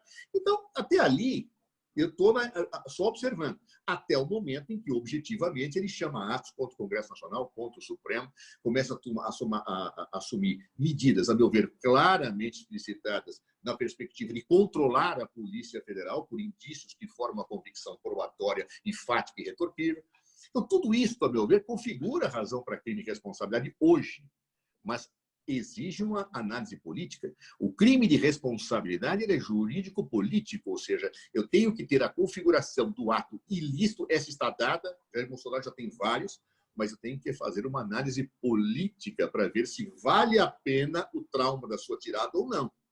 Essa é uma análise política, quem tem que decidir é o Congresso Nacional, mas que, evidentemente, nós podemos nos envolver como cidadãos, defendendo, por exemplo, fora Bolsonaro, porque realmente não dá mais para esse cara ficar. Claro? E tem gente que vai dizer, calma, prudência, aí é a discussão política. Do ponto de vista da moldura normativa, na sua integração com a realidade, na leitura da Lei 1079 de 50, da Constituição, em caso de impeachment, me parece muito claro que já tem base para um crime de responsabilidade. E cabe ao judiciário controlar isto, sem sair fora dessa moldura dialeticamente construída entre a integração da realidade e a produção jurídico-normativa. Portanto, o direito ele é um produto cultural fruto da luta de classes e é nessa dimensão que ele tem que ser entendido, interpretado e, diria, instrumentalizado de forma coerente pelos operadores do direito. Obrigada, Cardoso. Corrigindo aí os efeitos do meu ativismo de moderação, agora eu vou passar a palavra para o Pedro, Mauro e Gabriela, tentando fazer um pouco mais de controle, né? Pedro, se você quiser comentar um pouco dessas questões dos controles constitucionais cabíveis, possíveis para o Jair Bolsonaro, com a palavra. Bem, vou tentar rapidamente. A discussão aí do Gabriela e Lênio eu acho interessante, mas eu enxergo assim meio como aquela coisa de produzir ciência é uma coisa, divulgar a ciência é outra. Quer dizer, e ambos os papéis são relevantes. A produção de conhecimento na área jurídica, ela realmente não pode estar balizada em estándares muito primários, que é o que a gente vê hoje em dia, que tem liquidado com o ensino, com o estudo de direito. A teoria do direito no Brasil é banal, é impressionante, é muito ruim em geral. Salvo alguns nichos que são de excelência, o resto é impressionante, né? Então eu acho assim, as duas falas são válidas para mim, não há conflito, quer dizer, eu não consigo fazer isso que a Gabriela falou por causa de falta de talento, eu sou muito afetivo, mas assim, eu acho que ela tem razão, quer dizer, eu sinto isso quando eu faço opiniões públicas, tal. Quando você dá uma opinião mais fria, mais equilibrada, as pessoas ouvem mais, levam mais em consideração o que você fala. Então acho que esse tipo de atitude de convencer, que é próprio da retórica, eu acho que é válido e a gente tem que incorporar quem participa do debate público. Agora, uma outra coisa é produzir conhecimento. Aí nós não podemos ter estándares muito reduzidos, não, na minha opinião, né? A outra questão, concordo totalmente com o Zé, acho que é isso aí mesmo, só que fazendo ele observação, obviamente, ele sabe, só para deixar claro para quem está ouvindo, que no pós-guerra não existe mais essa divisão positivismo, justnaturalismo dessa forma. Surgem teorias avaliativas, o próprio positivismo muda com o positivismo crítico europeu e o positivismo includente anglo-saxão, exatamente pelas condições rígidas do pós-guerra que vão estabelecer princípios no sentido de normas que trazem valores morais, vamos dizer assim, como uma normatividade superior e que dá integridade ao sistema, né? Então, essas teorias avaliativas que eu falei, elas não são as justnaturalistas que acham que valores morais são absolutos, não tem a ver com isso, que é mais começo do século XX. Bem, no tocante, que eu acho que é o tema principal, é muito difícil lidar com um governante insensato que nem a gente tem agora, profundamente insensato. Eu tive um debate com o Zé, acho que todo mundo acompanhou durante a semana, eu, Lênio e o Zé, o Marco, do outro lado, né? E a gente debatendo. E ali o que eu sentia? Eram todos democratas procurando tatear soluções face a um governo extremamente insensato. E os dois lados, em alguma medida, por isso que era trágico. A tragédia se dá quando você tem duas soluções, que as duas são verdadeiras e uma exclui a outra, né? Por que eu falo isso? Porque, em alguma medida, as duas preocupações eram relevantes. O Zé e o Marco preocupados com não deixar o executivo abusar, vamos dizer, causar um estrago tão imenso que depois seja impossível consertar. Isso eu falo tudo no sentido político. E eu e Lênio preocupados em que o judiciário acabe não expandindo o seu papel, liquidando com a soberania popular e impedindo que surja uma nova alternativa real e concreta depois do Bolsonaro, uma alternativa mais progressista, digamos assim, uma espécie de preservação da política que a gente estava preocupado, né? E contenção do judiciário. Então, as duas preocupações são reais e mostram para a gente o que é lutar. Pessoal, vai ser minha fala de encerramento, né? Eu queria falar isso. O que é a gente lutar contra o autoritarismo? Não tem manual, não tem 10 regrinhas para seguir. Tem fazer isso que a gente fez essa semana. É ir tateando, é ir debatendo, não tem outro modo. De vez em quando conflitando. Mas eu só queria dizer o seguinte, eles podem submeter a nós a conflitos entre nós, podem querer tirar a nossa voz daqui a um tempo, podem querer tirar nossa integridade física, a vida, fascismo faz tudo isso. O que a gente não pode deixar fazer é eles transformarem a gente em algo parecido com eles. Eu acho que essa é a essência da nossa posição. A nossa régua tem que ser, como falou o Zé, a régua que a gente sempre usa, a régua da liberdade, a régua da igualdade, a regra de certos valores que devem... Eles nos enxergam como inimigos, né? Com uma relação antagônica, como aquele que deve morrer. nós temos com eles uma relação agônica. A gente não acha que tem que excluir a direita da vida política. Nunca vamos ter conciliação com eles, mas achamos importante que eles existam para existir uma sociedade livre. Então, vamos dizer, essa régua, a gente tem que lutar para que seja uma régua só, por exemplo, que o Moro agora seja julgado pela mesma régua que ele deveria ter julgado os outros, não pela régua que ele julgou. Por quê? Porque a régua que ele julgou é a régua da injustiça, do autoritarismo, e essa não nos cabe pregar. Né? Então, porque senão nós vamos nos transformar em algo semelhante a eles, a gente não pode permitir. Então, eu senti muito isso essa semana, nós não podemos perder a nossa identidade nesse processo todo. De resto, é isso que a gente fez mesmo, é ir tateando uma preocupação, outra ali, a gente vai ponderando um com a preocupação do outro e vamos tentando tatear caminho, porque regrinha não tem. Obrigada, Pedro. Cumpriu aí os 5 minutos, agradeço muito. Gabriela, me falaram que você precisava sair um pouco antes. Não sei se você quer fazer suas considerações. Eu pediria desculpa para o Mauro para cortar aqui a ordem, ou se você quer que o Mauro fale primeiro. Mauro, posso? Porque eu tenho uma gravação, eu tenho hora. Se não tiver problema para você. Tá. Bom, algumas coisas aí para eu falar. Eu acho que todo mundo que falou tem razão, tá? Acho que é fundamental que a gente não permita que essa simplificação daquilo que é complexo deve ser tratado com a complexidade que tem e com a profundidade que o tema merece, prejudique a formação dos operadores do direito, a formação das pessoas que consomem as informações também, porque, enfim, a gente pode tirar esse desapreço pela complexidade, não fica restrito só ao direito. E aí eu vou falar um pouco do que falou o professor Pedro Serrano na questão de produzir ciência é uma coisa e comunicar ciência é outra coisa. Perfeitamente. Até porque quem está ali na lida da produção da ciência, como eu falo, a gente tem que escolher as nossas batalhas, né? E a gente não pode abraçar tudo. Então, quando a Gabi me convidou para fazer parte desse debate, eu até falei para a Gabi, eu falei, nossa, Gabi, o que vai ser discutido? Porque eu agora, com essa minha atividade na televisão, que eu tenho que preparar outros debates, outros programas sobre outros temas, a gente tem que escolher o que a gente vai fazer com o nosso tempo. E, às vezes, para eu estudar uma coisa, para eu fazer o mundo pós-pandemia, que eu entrevistei uma psicanalista, eu preciso não ter estudado outra coisa. É uma gestão de tempo. E por isso que eu fiz questão de dizer que, quando eu me proponho a comunicar isso, e aí, eventualmente, não traduzir, porque eu acho que, às vezes, o traduzir, a gente pode estar tentando simplificar o que é complexo, mas, pelo menos, quando eu tento chamar a atenção das pessoas para aquilo que é complexo e mais profundo, é isso que eu digo, é trazer as pessoas de volta para o apreço à complexidade. Então, quando eu trago um artigo do professor Lênio para o meu vídeo, e embora no meu vídeo eu não consiga falar sobre o artigo com a complexidade que ele tem, eu posso alcançar algumas pessoas e fazer com que elas leiam um artigo. Tomara que daqui a pouco eu consiga os artigos de 4 ou 5 páginas. Então, é um movimento, né? E eu acho que isso é importante na minha função. Até porque, e aqui eu ouvi muito a gente falar sobre a qualidade do ensino jurídico, e eu diria a qualidade do ensino no geral, que infelizmente é ruim, né? Com algumas poucas exceções.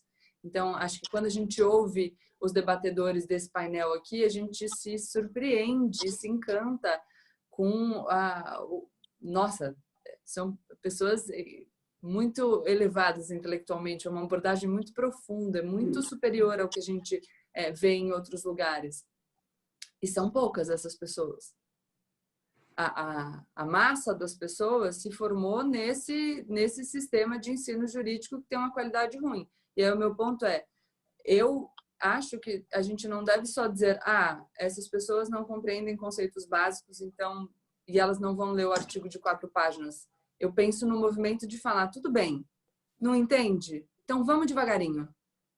Vamos no de meia página, depois a gente vai para o da página inteira, porque senão a gente está abandonando essas pessoas. E eu fico me perguntando, tenho um pouco de dúvida mesmo, e aqui estou falando da minha, mas mesmo nas minhas provocações nos debates, quando eu falava dos argumentos técnicos, muitas pessoas me falavam, você está sendo elitista. porque as pessoas não entendem o argumento técnico. Então, eu tomava todo o cuidado de falar, não, eu estou dizendo que isso precisa de profundidade, que isso precisa de cuidado, que isso é complexo, então eu não estou tirando a complexidade da coisa, da análise, mas eu estou tentando, de alguma maneira, trazer isso de uma forma que as pessoas possam consumir. Então, é isso que eu quero dizer, né? Não é que eu não estou defendendo que a gente fuja do complexo, pelo contrário, eu, no geral, falo muito que as coisas são mais difíceis. Ontem eu fiz uma live com a Anitta, um monte de gente assistindo, e a live era como entender política. E eu comecei a live falando, olha, eu vou começar dando uma notícia ruim, talvez, para as pessoas, porque todo mundo espera, assim, um livro para entender política, uma live de 1 hora para entender política. Eu falei, e não é assim. É uma busca, é uma construção, as coisas são difíceis, elas são complexas e a gente precisa se empenhar nesse movimento, nesse trabalho. Mas então acho que é basicamente isso. Talvez eu seja mais idealista. Assim. Não sei se todo mundo já assistiu no Netflix o documentário sobre os terraplanistas. Eu tenho que parar, Sheila, é isso? Tá, Mais um minuto.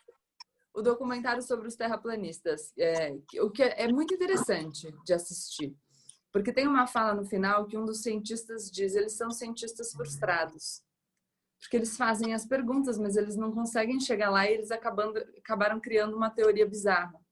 E outra coisa que a gente percebe muito do documentário é a carência das pessoas, então a gente pode começar a pensar num mundo que é complexo, na precarização das relações de trabalho, nas pessoas sem vínculos afetivos, e nessa carência que vai sendo suprida de alguma maneira por uma interação nas redes sociais, que pode ser uma interação por ideais. E aí essas pessoas encontraram a companhia entre os terraplanistas, e aí elas adotam essa visão de mundo. Acho que isso pode explicar muito o movimento que a gente viu nas últimas eleições e que a gente continua assistindo, desse apego afetivo e visceral a uma figura que para nós causa tanta repulsa, porque você acaba se definindo como um apoiador daquele líder e as tuas relações todas acabaram sendo estabelecidas nesse círculo. Então, sair daí é muito difícil. Então, também nesse aspecto, a gente pensar como que a gente aborda e como que a gente lida com essa questão. O meu ponto é justamente a complexidade. Então, produzir ciência é muito complexo e comunicar a ciência é extremamente complexo. Porque eu tenho uma fala do Zaratustra que eu gosto muito, que ele desce do monte e ele diz, não me escutam.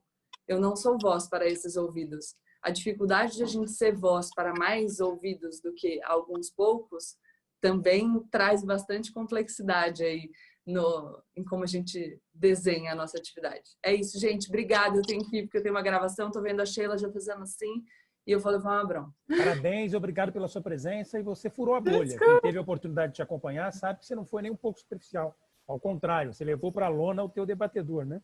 Que é um fascista de primeira. Parabéns. Tchau, gente. Exato. Obrigada, Gabriela.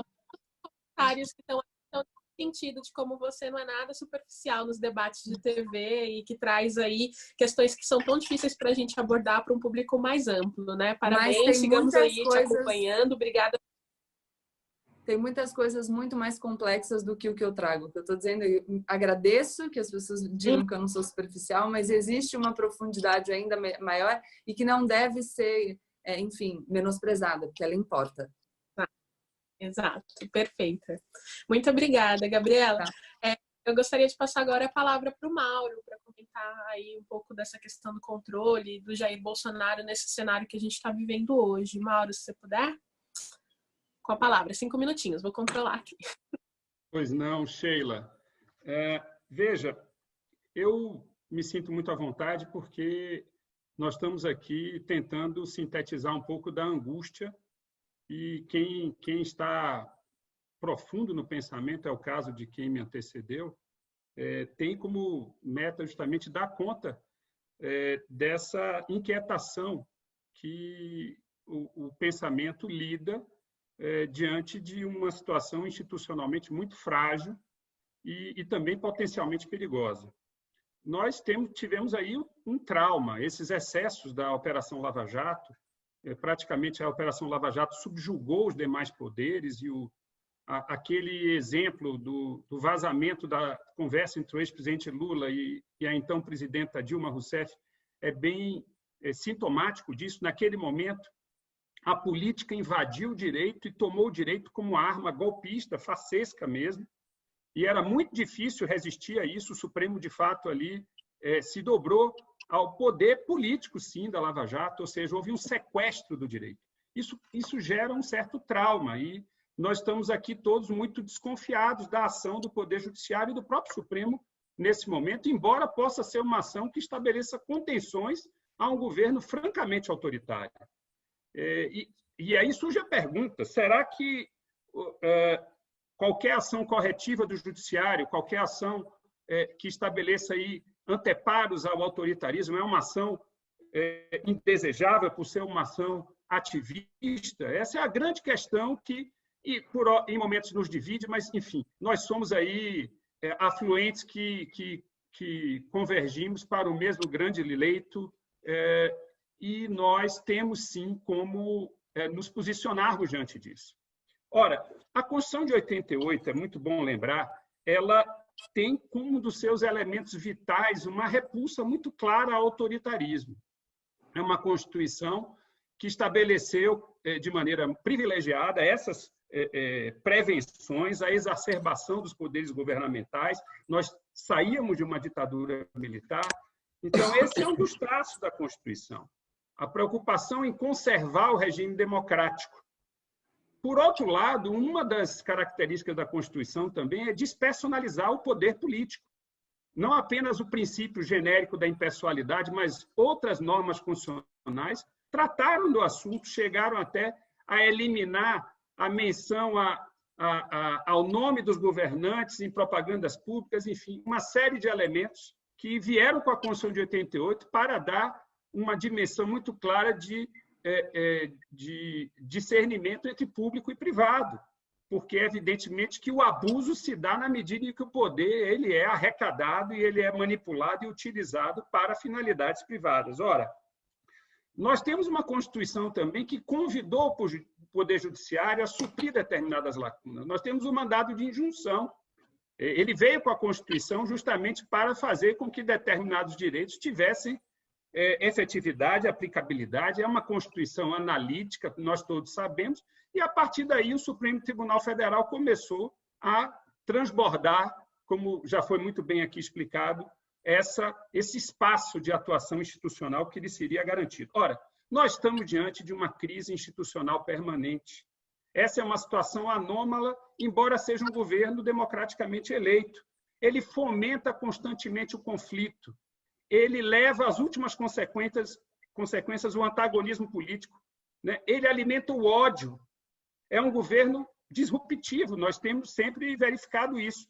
Então, há determinadas situações em que nós temos agora que tentar sintetizar, a partir da nossa rejeição ao ativismo, como essas matérias chegam ao Supremo. E eu vou falar aqui sobre 3 situações de todos conhecidas. A primeira é a DPF 672, mediante a qual, em decisão monocrática, o Supremo Tribunal Federal, mediante a relatoria do ministro Alexandre de Moraes, considerou que o Poder Executivo Central, a União, não poderia, de uma certa forma, frustrar aquilo que estados e municípios fizessem em benefício do distanciamento social, do isolamento social, de medidas que, de uma certa forma, contivessem os efeitos da pandemia.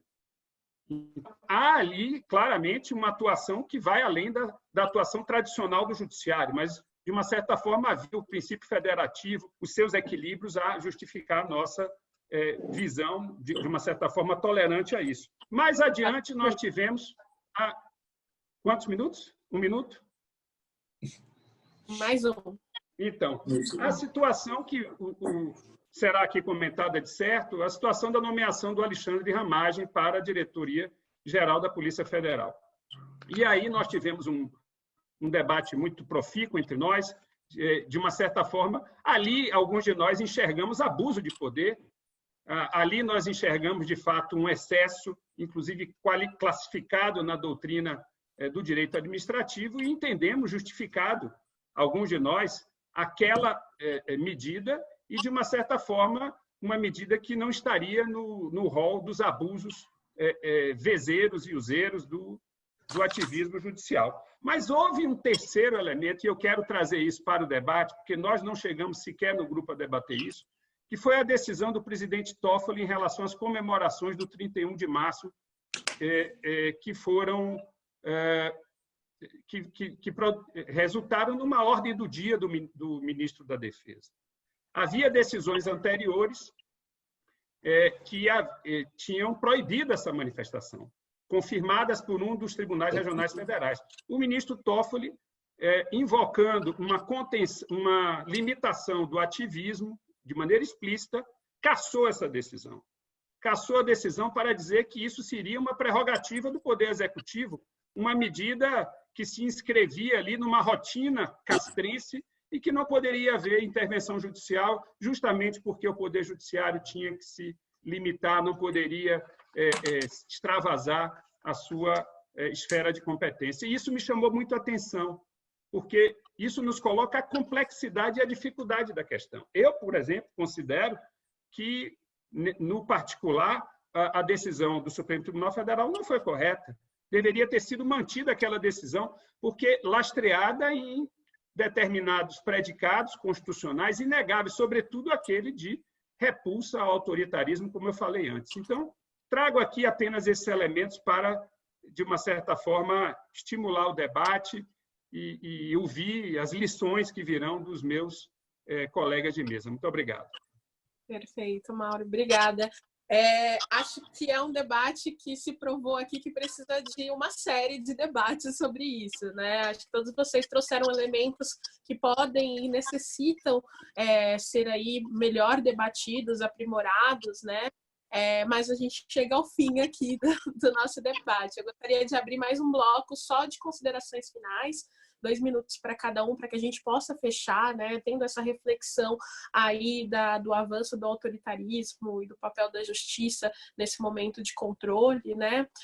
Gostaria de fazer mais uma rodada nesse sentido para a gente fechar aqui o nosso debate, que foi super produtivo, mas infelizmente temos um tempo para acabar, né? Algumas pessoas estão falando aqui que tem churrasco, né? Enfim, não vai ter, ainda bem, mas eu gostaria só de destacar que churrasco da morte é a coisa mais comentada na internet hoje no Twitter no Brasil, né? Então temos aí também uma cobrança popular muito forte para que medidas sejam tomadas contra esse governo. 2 minutos com a palavra, Lênio. Não, eu fico agora para o final. Vocês querem... Como é que a gente faz aqui da roda? De quem quer começar os 2 minutos? O cara que começa sempre fica... Todo mundo fala em cima e ele não tem condições de responder, então deixa eu ficar no final agora. Ele na fica forma da lei, Lênio. Exatamente. Já levei umas chineladas aí, então eu vou esperar para o final. Zé, tem que tirar o mute. Zé, você está...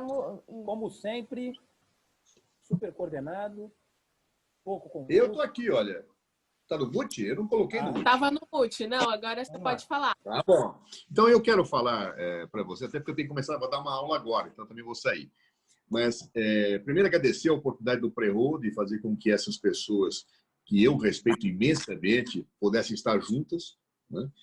E acho que, no fundo, uma coisa que nós temos que meditar, que foi aquilo que foi colocado aqui, é que nós, como juristas, como operadores do direito, nós sempre temos que ir onde o povo está. Se nós estamos num palco de fazer ciência, é este povo que são os nossos interlocutores e é essa linguagem que nós nos adequamos. Mas eu acho que, muitas vezes, nós, quando nos comunicamos com a sociedade, nós vamos mal. Nós usamos o juridiquês, é como se na nossa cabeça nós estivéssemos falando para nós mesmos. É isso que talvez nós tenhamos que nos aperfeiçoar. Tá? Não é simples, porque quando nós ligamos o juridiquês, nós tendemos a nos fechar no nosso próprio universo. Mas tem um momento que nós temos que utilizar o nosso conhecimento da ciência para chegarmos até onde o povo está. E esse é o nosso papel, que talvez valha a pena até marcar um debate específico a respeito. Um abraço a todos, um beijo e felicidades. Obrigada. Acho que agora a gente pode ir para o Pedro. Tudo bem? Invertendo aqui um pouco a ordem. Obrigada, Pedro. Com a palavra. Bem, eu agradeço muito o convite. Acho que foi um evento ótimo, com alguns queridos amigos aí, irmãos de vida aí, né? E gente nova que eu estou conhecendo. Fiquei muito admirado com a Gabriela. Acho que foi tudo ótimo. Grande participação do Mauro. Eu acho que a nossa luta não é fácil, o nosso papel nesse momento é muito difícil.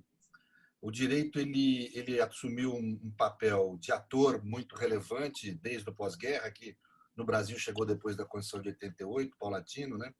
Ele acaba assumindo um papel central no ambiente político-social que nunca teve antes desse período, né?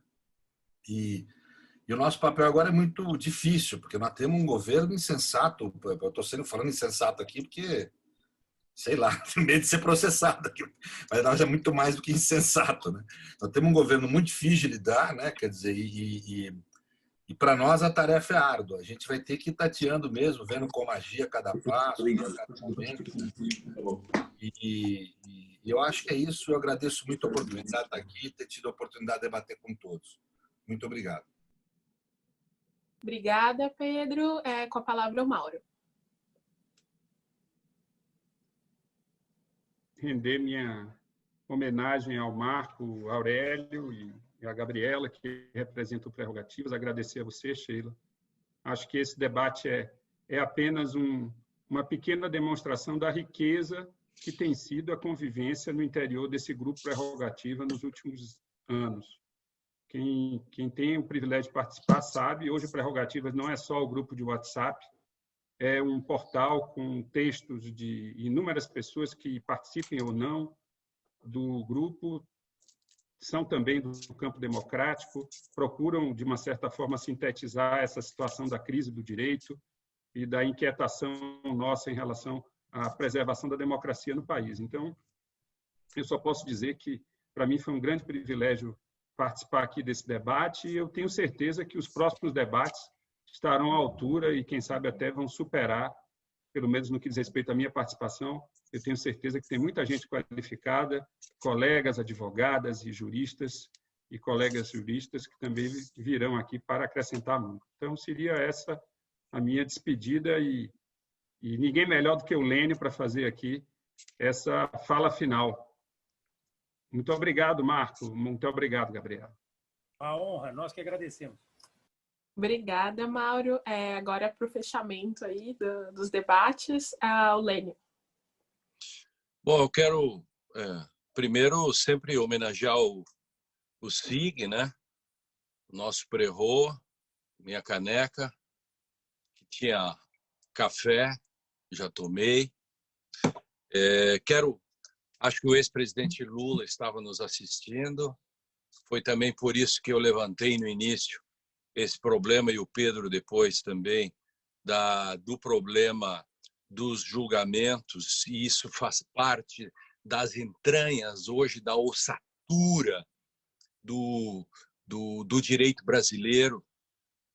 Não dá para esquecer isso, e isto não terminou ainda.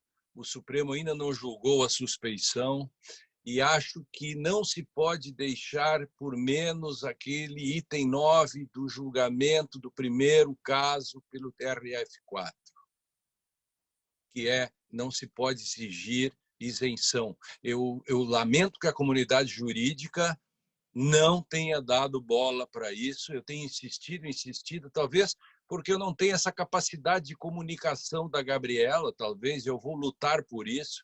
Eu tenho essa dificuldade, embora eu faça direito e literatura todas as semanas, durante 11 anos já, em que todas as semanas a gente usa as metáforas do direito e literatura para explicar melhor o direito, e com tantos milhares de leitores que se tem semanalmente no Conjur, acho que eu também atinjo, mesmo falando mais difícil, sem abrir mão da sofisticação, os não convertidos. Eu sei porque eles me xingam toda semana no Conjur. Então, 60% dos leitores que postam lá, eles me esculhambam toda semana. Significa que são não convertidos. O meu desafio é diminuir o grau de xingamentos para ver se aos poucos eu começo a fazer um processo de conversão. Então, eu quero cumprimentar o Marco pela iniciativa, o Prerro, todos os amigos, e exatamente mostrar que a nossa tentativa, a minha tentativa, e o Pedro me acompanha nisso, nós somos os constitucionalistas espalha a roda, e, como diz o Pedro, que às vezes, como contra-majoritários, a gente não agrada. E isso leva, por um lado, a algum vício. Eu confesso e peço desculpas aqui por não conseguir, mas eu também não sabia que era essa a pauta hoje.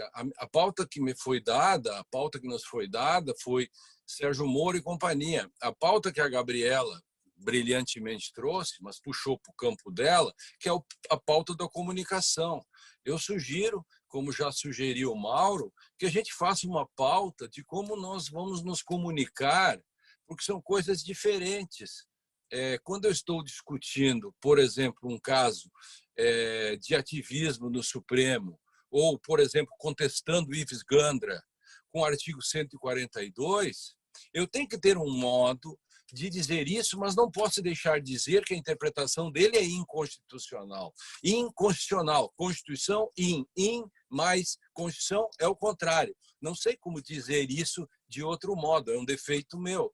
Mas isso é uma pauta para o futuro. Eu cumprimento a Gabriela e os companheiros, inclusive o Mauro, que ajudou a sugerir isso, e o Marco, fica a sugestão, Marco, de a gente fazer uma pauta desta questão da comunicação, entendeu? Eu peço desculpas por não ter debatido isso, porque eu queria debater mais essa questão do Sérgio Moro e a pauta original. Nesse sentido, um beijo a todos e fico à disposição. E é sempre um grande prazer debater com todos vocês, e a condução da Sheila, né, que, embora tenha sido ativista no início, depois fez um processo de correção de rota, mas que no próximo tenho certeza que já no início ela já será não ativista, né, já que o ponto também era esse. Obrigada, Lênio. Sou ativista de natureza, não tem como, mas pelo menos não sou juíza. Gostaria muito de agradecê-los pelo debate, aprendi muito, foi muito rico. Acho que a gente sai aqui com várias ideias de outros debates para fazer nessa webconferência do Prerrogativas. Foi um prazer moderar, né? Tentar moderar essa mesa aqui com vocês. Aprendi muito, um debate super instigante. Acho que é muito importante a gente ter em mente que essa é uma discussão que vai muito além, né? E a gente tem que tentar formas de sair um pouco das estruturas do gabinete e tentar ir buscar um pouco também a rua e ver aqueles que estão mais impactados por essa crise, né? Não tem como a gente deixar de ver o que está acontecendo com o Covid e onde vai estar a maior letalidade dele enquanto o Bolsonaro fica gerando crise política atrás de crise política, né? E o Moro aí também sustentando essas rupturas democráticas. Agradeço muito o convite do Marco Aurélio e da Gabriela Araújo e passo para eles o encerramento da atividade. Obrigada, Sheila. Você foi, como disse o Lênio, foi esplêndida. Queria agradecer também aos demais palestrantes. Na verdade, eu queria também aproveitar agora esse final para explicar como é que começou a ideia desse debate. É que não são todos que estão no grupo Prerrogativas, a gente tem um grupo.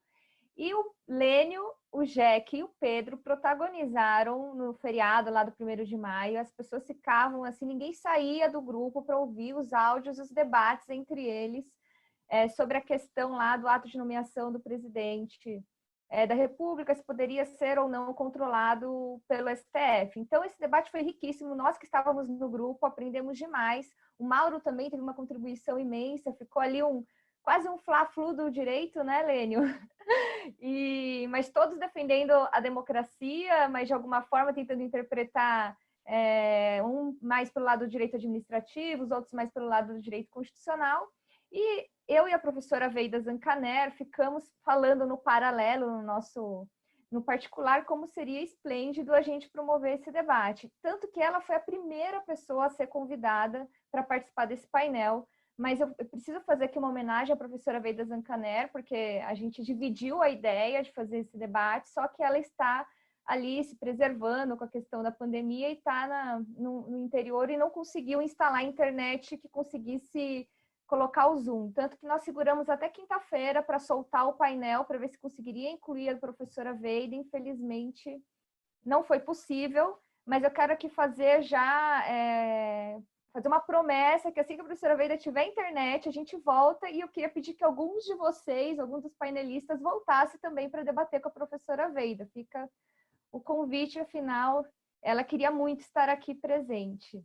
E a gente também tem a ideia, o próximo painel, só para antecipar, a Sheila tocou nesse ponto, vai ser sobre direitos sociais e atuação do Estado em tempos de Covid, porque eu acho que, embora o presidente esteja tentando desviar aí o tema essencial, é o que está pegando para todo mundo, e a gente quer saber como é que o Estado pode agora ajudar a população a enfrentar essa crise, tanto do ponto de vista da saúde como do ponto de vista da economia. E passo a palavra para o Marco Aurélio encerrar. Gabi, muito obrigado, uma honra estar aqui ao seu lado, uma amiga de toda a vida, né? São mais de 20 anos juntos, eu, você, Fabiano e outros queridos colegas. Agradecer o Bruno Salles pelo belíssimo trabalho que ele sempre faz no bastidor, a Sheila pela mediação muito bem colocada, parabéns, uma alegria conviver contigo também, um respeito enorme pela tua militância. E nós vamos ter a oportunidade de também debater a questão da suspeição, como falou o nosso queridíssimo Lênio, suspeição, enfim, do ex-juiz Sérgio Moro, né? É muito importante que esse tema volte, digamos, ao centro do debate. E dialogando com isso, quero agradecer todos os nossos companheiros do Prerrogativas. Nós temos um número enorme de pessoas, já há 6 anos, fazendo um trabalho lindo de disputa de narrativa, se expondo, escrevendo artigos, dando entrevistas. Nós estamos conseguindo efetivamente furar a bolha. Isso é um fato. Recentemente, nessa semana, nós conseguimos estar nos principais veículos de comunicação do país, tanto da imprensa escrita como da imprensa televisiva, né? Tivemos espaço, inclusive, na Globo News, tanto Prerrogativas como alguns professores, e em especial o Pedro, dando, digamos, uma aula, né, em horário nobre. E vamos manter isso, né, esse é o nosso compromisso com o bom debate, irmanados, né, com essa afinidade de princípios e propósitos, mas não deixando, evidentemente, de colocar, como eu falei no começo, no centro das discussões, a responsabilidade que esse juizeco, ou marreco de Maringá, tem, na verdade, nesse processo todo pelo qual está passando o país, né? Realmente, quando eu vejo, né, enfim, nesses dias todos, a tristeza de perder um Aldir Blanc, de perder um Flávio Migliasso, um artista fantástico, o Moraes Moreira, para quem a gente fez uma homenagem linda, hoje o Palatinic, que é, enfim, um artista maravilhoso da arte cinética, enfim, que também nos deixou aos 92 anos, e agora o Little Richard, né, que é um artista mundial respeitado por todos nós. Nós temos até um grupo de música, né, no Prerrogativas, enfim. Mas quando eu vejo essas perdas todas, é inevitável, novamente, pegando o gancho, ao enxergar a irresponsabilidade desse governo, enxergar, enfim, a digital do Sérgio Moro, que tirou as eleições do caminho que elas, na verdade, naturalmente seguiriam, né? Nós viveríamos dias melhores. Claro que teríamos a honra de contar com o Haddad, quem sabe como ministro da Educação, ministro da Casa Civil, ministro da Fazenda, mas com o nosso grande craque, o nosso presidente Lula, à frente do país, né? Infelizmente, de forma criminosa, ele foi preso. Espero que o Estado brasileiro repare essa injustiça e que esse episódio triste da nossa história sirva para a reforma do sistema de justiça do país. Mas é isso, queria agradecer a todos. Nós tivemos uma audiência incrível. Vamos colocar esse conteúdo do Prerrogativas no nosso blog e vamos colocar também no YouTube. Pedir desculpa por eventuais equívocos, ninguém aqui é profissional. Essa é a nossa militância, digamos, é o nosso cafezinho, a gente faz com muita alegria. E terminar dizendo, né, que, digamos, para compensar essas perdas todas, né, nós vamos, quem sabe, ter uma festa, né, no céu. Ali sim, a gente podia ter um churrasco com tanta gente boa partindo, ao lado do nosso querido patrono, o grande Sigmaringa, para quem a gente vai, com certeza, novamente honrar, né, a memória e, enfim, registrar as nossas sinceras homenagens, sempre. É isso, gente. Beijo grande para todos, foi um prazer enorme.